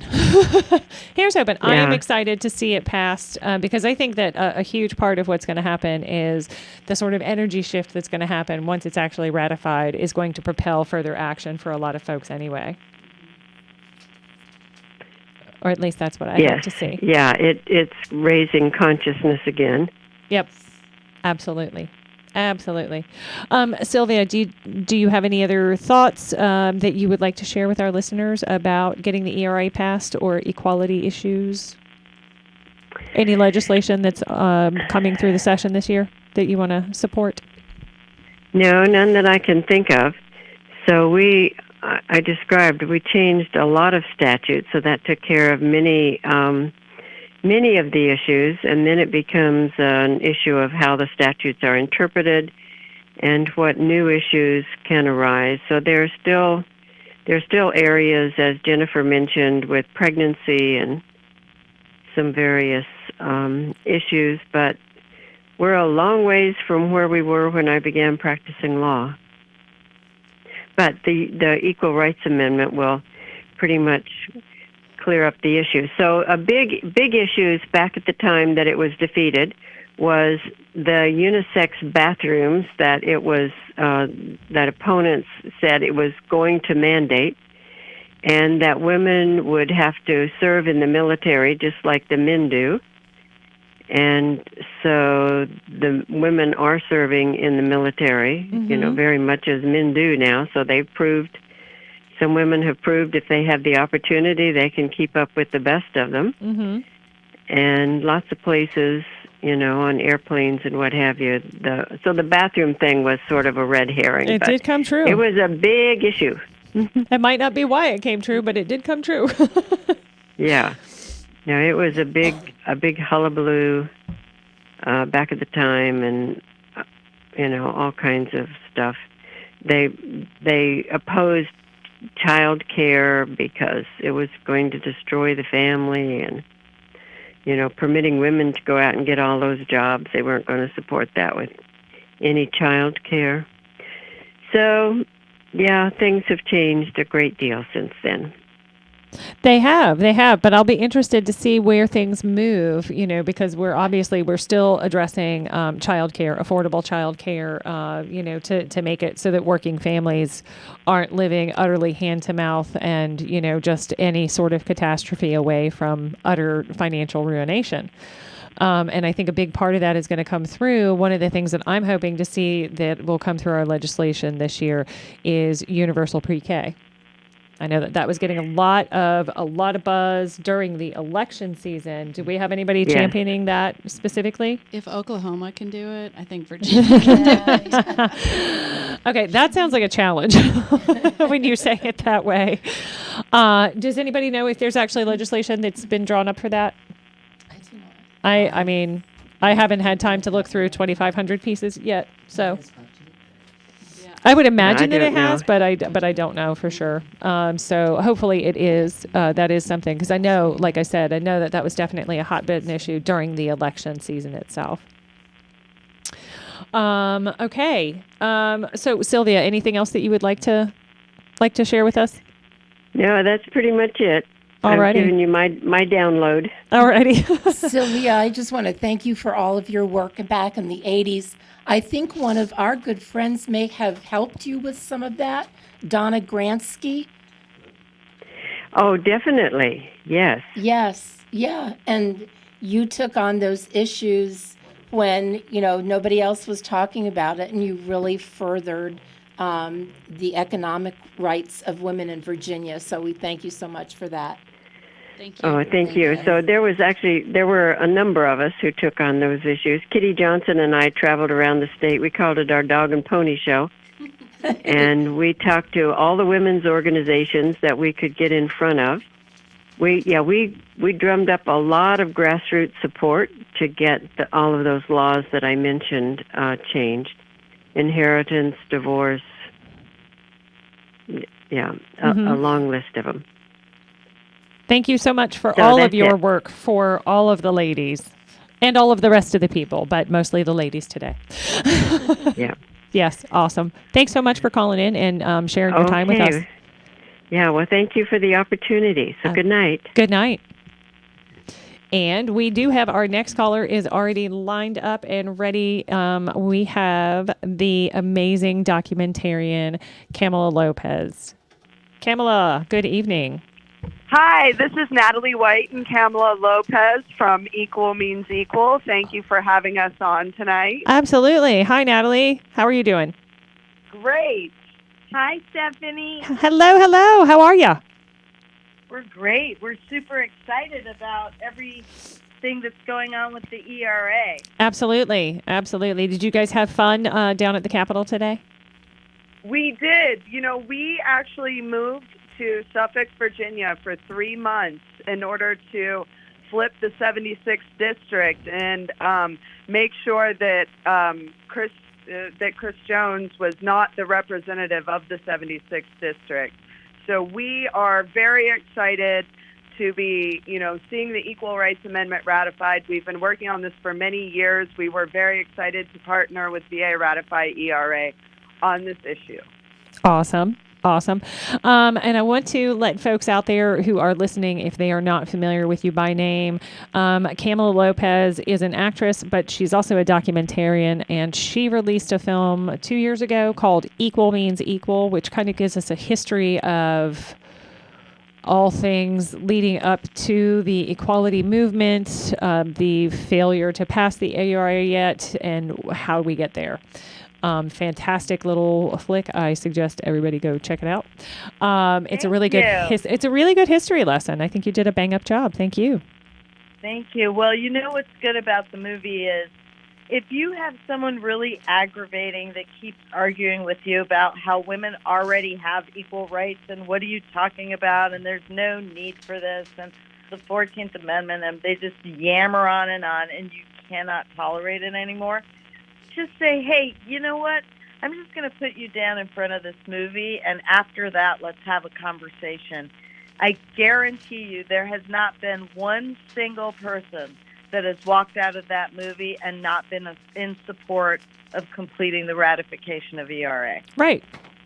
There, and I don't think anybody who takes the time to actually look at the story could come up with any reasonable answer.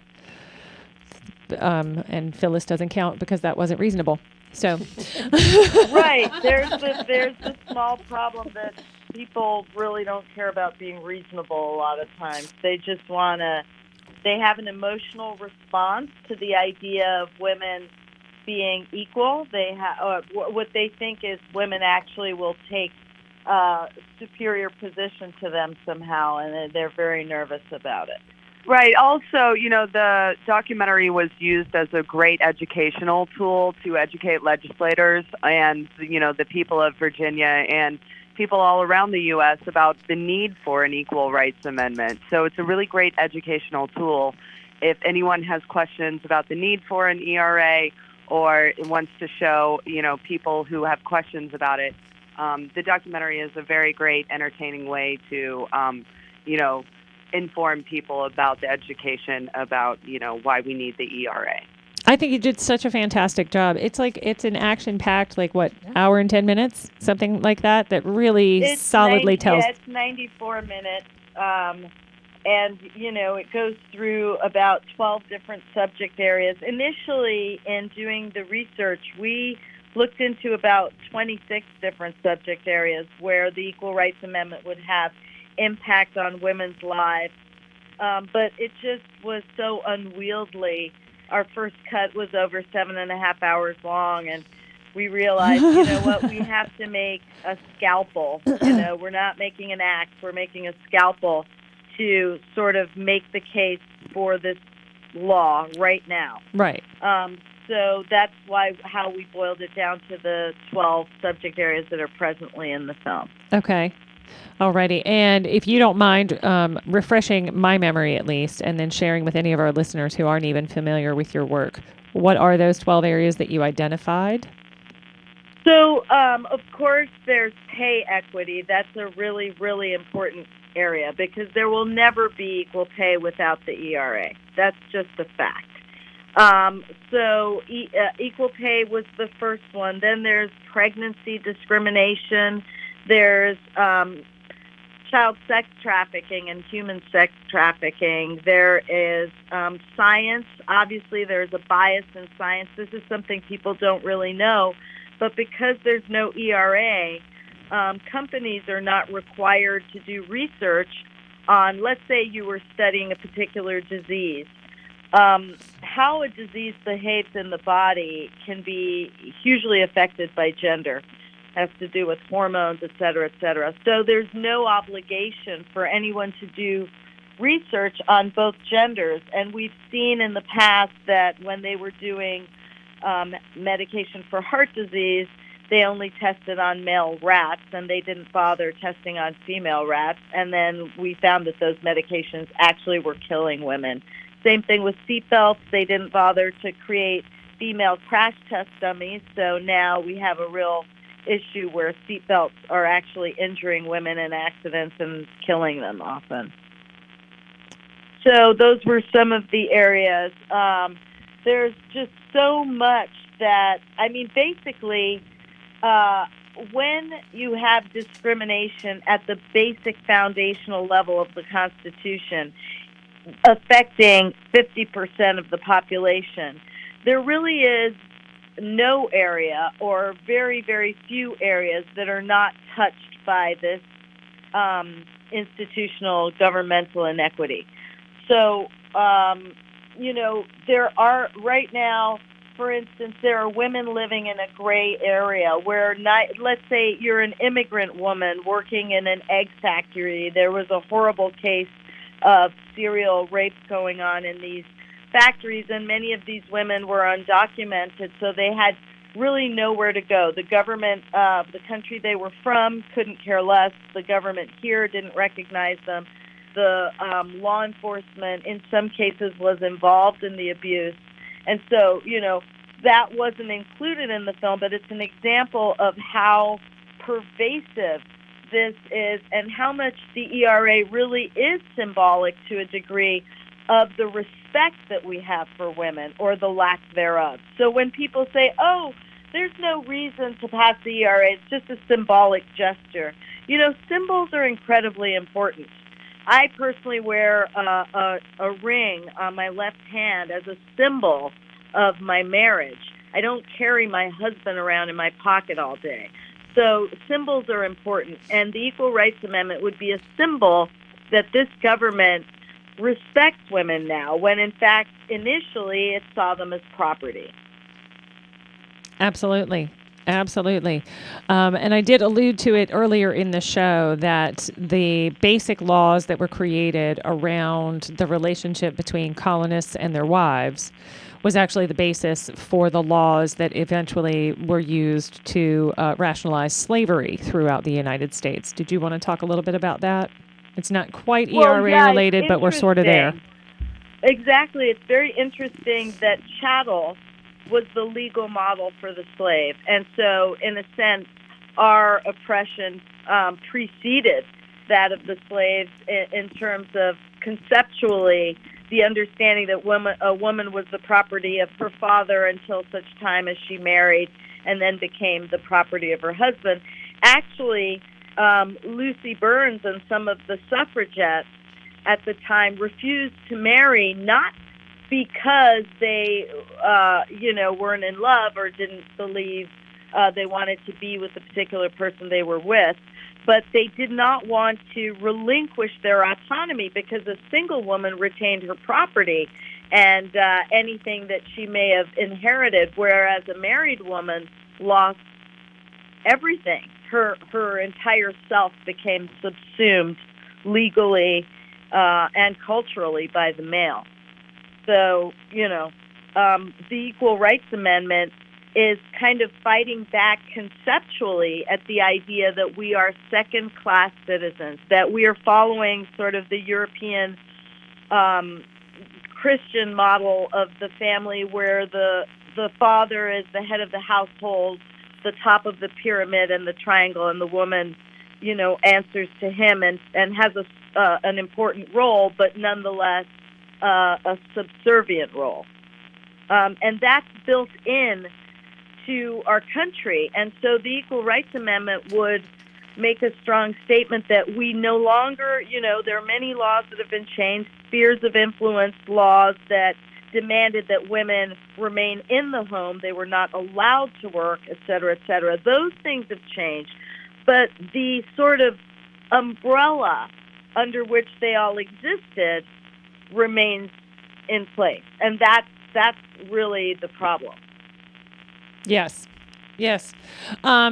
And so, sorry, because there was just a whole bunch going on with, we just touched on so many different things, I guess. And I guess that's the thing that I think of every time I think of passing, getting the E.R.A. ratified, again, like so many other people have said tonight, is how many other arenas that's going to touch and affect and open and expand possibilities for like actual freedom.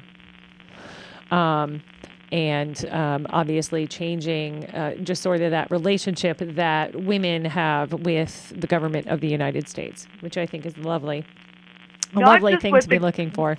not just with the government of the United States, but actually it will help women all over the world, because once the United States has the Equal Rights Amendment in our Constitution, we will be able to ratify the UN Bill of Rights for Women, which is the UN Convention on the Elimination of All Forms of Discrimination Against Women, which is the UN Bill of Rights for Women. So that would have a huge impact on women globally.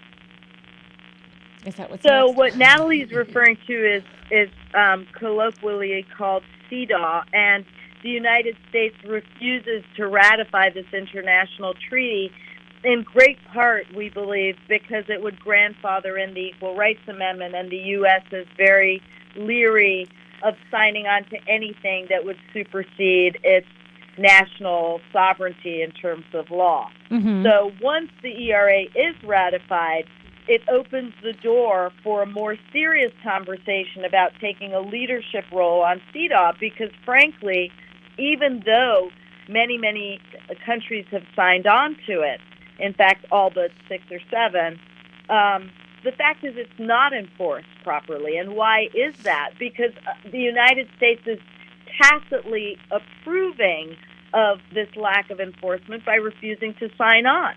And, you know, when we spoke to people in New York out of the UN, one of the women said to me that somebody came up to her from one of the nations that had a terrible record on women and said, look, don't come talk to me about it. When the United States signs on to it, then you can come back and tell me how I'm not enforcing it. So it really is modeling the behavior. It's like we are not practicing what we preach, and beyond that and more, even more foul and hypocritical, is that we lie and tell other countries like Afghanistan that they have to put gender equality in their new constitution while failing to mention that we don't have it in ours. And that's really disreputable behavior. And our standing on the international stage in terms of women's rights is abhorrent. You know, the UN came out with a report last year that tied us in 3rd place for the 3rd most dangerous nation on the planet for women in terms of sexual violence. We tied with Syria. Overall, we came in 10th as the most violent country, the most dangerous country in the world for women overall. And this is, you know, taking into account countries where there's massive war, refugee crises, Right. rape used as a weapon of war, and we're still coming in 3rd on sexual violence. That's really unacceptable. Go America. Sorry. I think all of that. I think all of that is super important. One of the things that I wanted to mention that I was thinking of when you were talking about the UN Bill of Rights and CEDAW is what we lost just last year when Congress allowed the Violence Against Women Act to finally expire. And I know that that's one that has been really, really important for me. And that I have definitely paid much attention to over the years. I was really... There's a part of me that's still a little bit shocked that they allowed it to happen. I mean, I saw it coming, given what's been happening. But wow. And I think that's obviously... But this is a great lesson for your listening audience. Laws, statutes, acts, all of these things can be repealed, reversed, loopholed, and flipped around from one administration to the next, from one candidate to the next, from one legislator to the next. There's absolutely no staying power, as we've seen repeatedly. And it's kind of a joke where the political parties use these issues to excite us, to get us to vote for them, and then they never actually make the kind of substantive change that's going to properly affect our lives and allow us to move forward and actually help this society crawl out of the hole it's dropping into. And that is a constitutional amendment. That is why the weight of what is going on right now is so absolutely historic and heavy, is because you cannot tamper with that. That becomes an inalienable right. That becomes a right that's enforceable. That becomes a right that is the bedrock upon which we can build a stronger women's movement And right now we're just living in a world of delusions, propaganda, and I'd say fake news, except, I don't want to keep repeating the term because I think it's adding to the problem. Exactly. A Support constitutional local amendment independent media. Yeah. A constitutional amendment cannot be struck down by an executive order. Right. Or And by that's a simple act of Congress. right. And that's really important for I think all of our listeners to really think about and appreciate that. That's why we're talking about actually changing the Constitution. So I am going to go around with a similar question for everybody, including both of you on the phone as well. And I want each of you, if you've got someone that you can think of, it could be your favorite or, your hero, whoever it is, a historical woman that you wish could see the E.R.A. ratified and made into law. And I'm going to go ahead and I'm going to start with you, Sister Leona. Okay, so my hero is Marlene Dietrich. She was the first woman performer who wore a man's suit. And it was such a huge scandal. And, she said, I'm not doing this for men or even for my audience. I'm just doing it to make the image. This image needs to be in the world. So, Awesome. Katie. So I'm going to have to go with my childhood hero, which is Harriet Tubman. Harriet Tubman. Fantastic. Because I'm not sure they paid her military payments until she fought and fought and fought for them. And there are a lot of parts of those stories that never get told. And I think she'd be pretty happy. Yeah. Awesome. Natalie, same question to you. I'd say Abigail Adams and tell her that her husband may have left the women out, but we sure as heck didn't. Right on. Right on. Kamala. I'd have to say Betty Dukes. For those of you who don't know who Betty was, Betty passed away, unfortunately, just a couple of years ago. She was the named plaintiff in the lawsuit against Walmart, which was the largest gender discrimination lawsuit in the history of the United States. This was a woman of very modest means.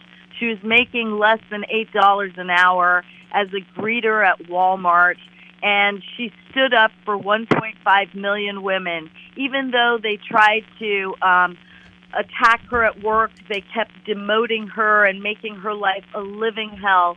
And she didn't even have much education, but she had so much heart and so much backbone, and she stood up for us, and she never got her day in court because Walmart spent $50 million and used Scalia's son as their lawyer in front of the Supreme Court and got the case dismissed on the grounds that there were too many women in the lawsuit, and it was just way too many for a class action, which is absurd.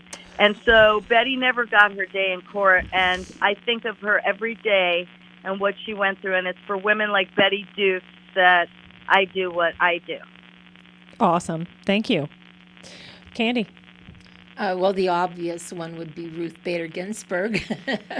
But I also think of a woman who meant a lot to me as a mother, Marian Wright Edelman, the executive director for the Children's Defense Fund. And I got to see her be the keynote speaker at the rally in D.C. in the 90s, late 90s, Moms Against Gun Violence.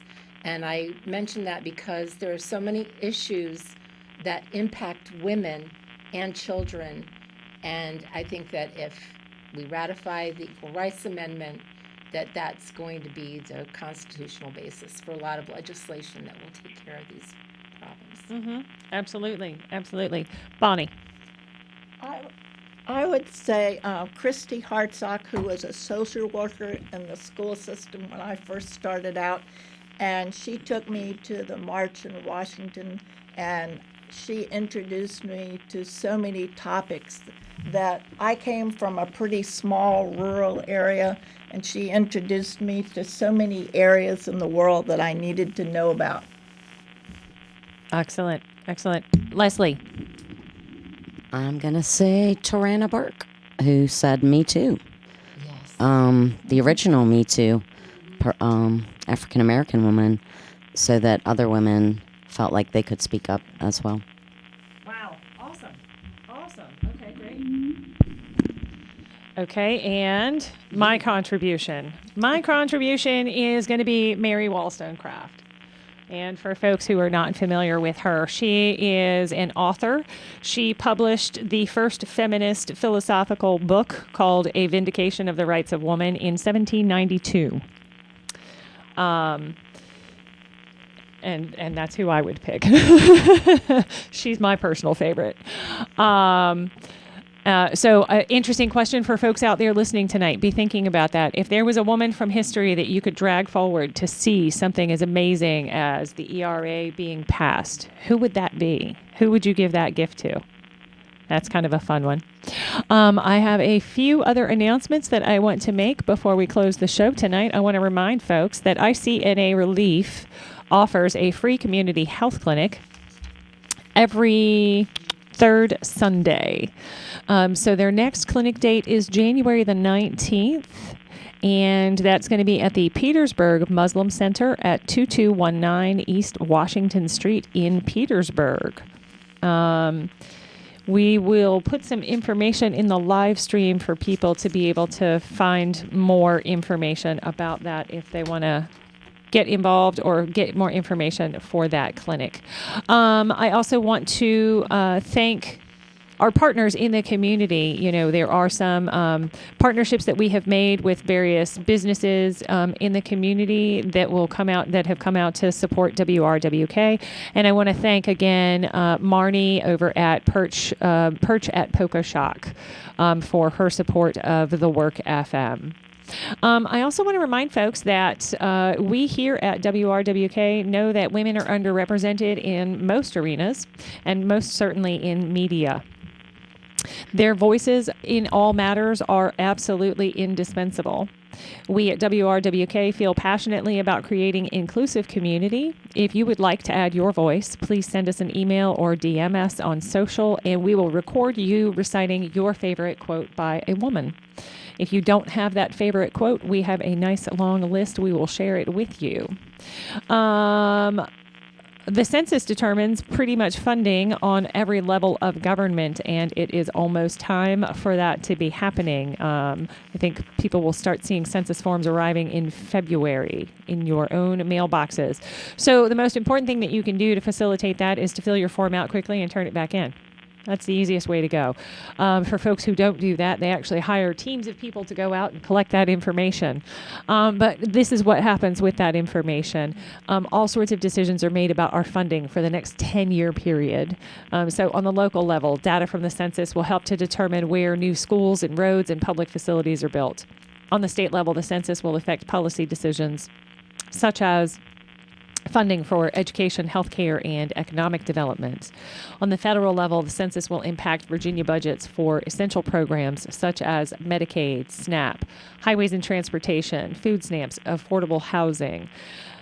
Keep in mind that in fiscal year 2016, the state of Virginia received over $17 billion with a B dollars through 55 different federal spending programs. So if we're off by even just 1% of our estimated population, that's going to have a really, really huge impact on our funding for the next decade.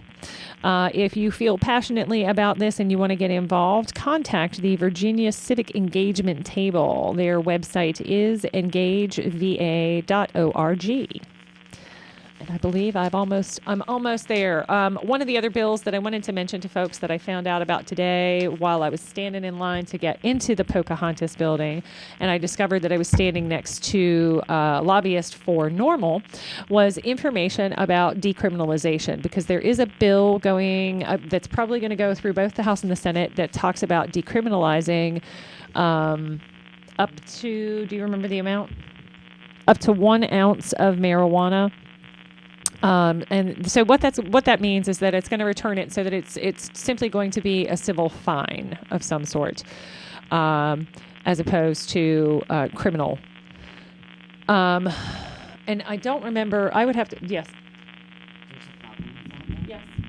So. Does it include expungement for It, folks. it does, I believe, but the problem with that bill is part of it introduces new legislation or fines against people who are driving under the influence of marijuana and or have it in their possession, and allows you to be arrested and consequences to happen. I heard it was the Marijuana Criminal Justice by Chelsea Higgs Wise, and the ACLU just did a press conference about that, saying that they were against that bill because of these added layers of policing that happens with that bill. It sounds like it's good, but then they've added these new things, and it makes it it definitely affects the black community more than the white community, and they are asking for it to either be amended or just dropped altogether.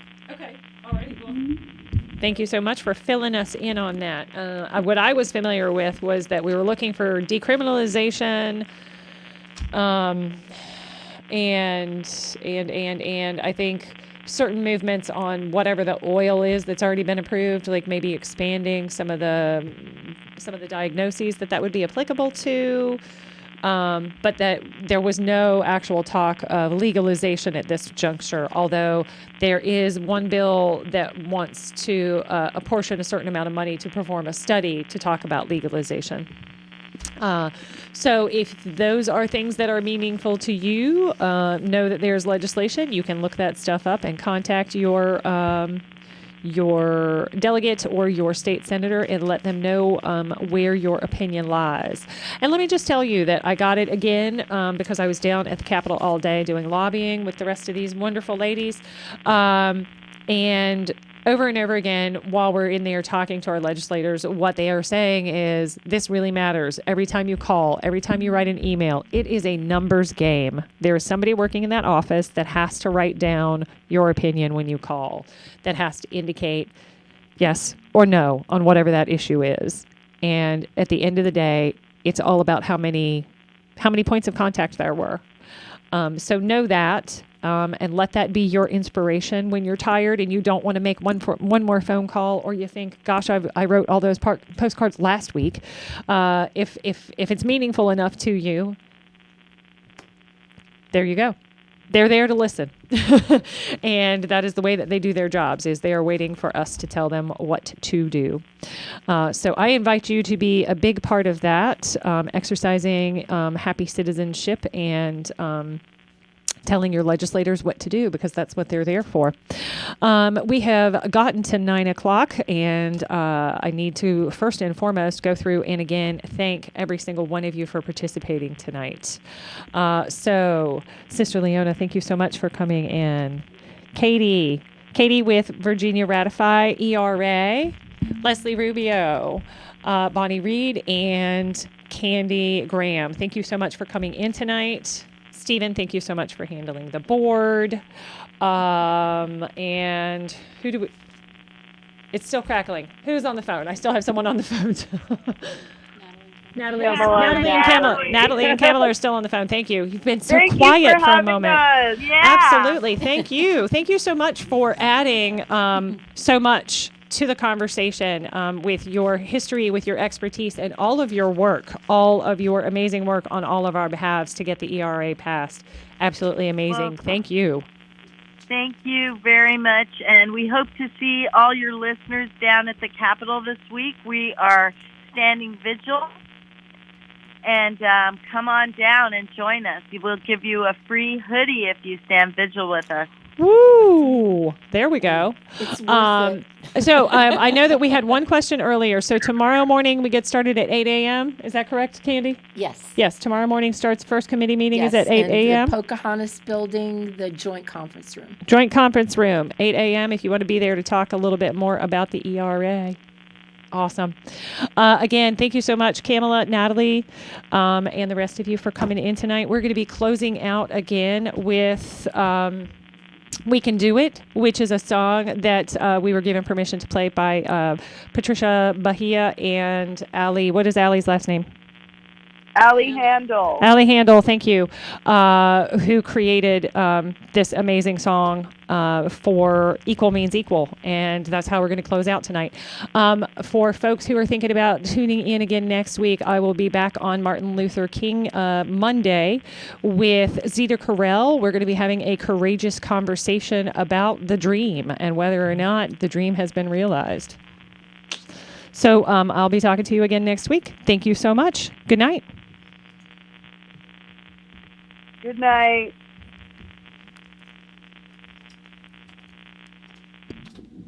The music is on. I don't hear the music. Oh, no, wait a minute.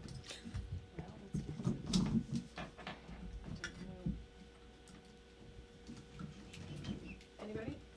Anybody? Where is the auxiliary cord? Thanks. There we go. Oh, this is funny. Okay. There you go. That's funny. I didn't realize that that was no longer plugged in. I see the movement. Hit it. Is the volume up? Is it playing? How's that? Huh. Anybody? Can we hear it? Is it playing? Where is the Oh, the auxiliary mic's cord? on, that's why. Thanks. There we go. Oh, this is funny. Okay. There you go. That's funny. I didn't realize that that was no longer plugged in. I see the movement. Is the volume up? Is it playing?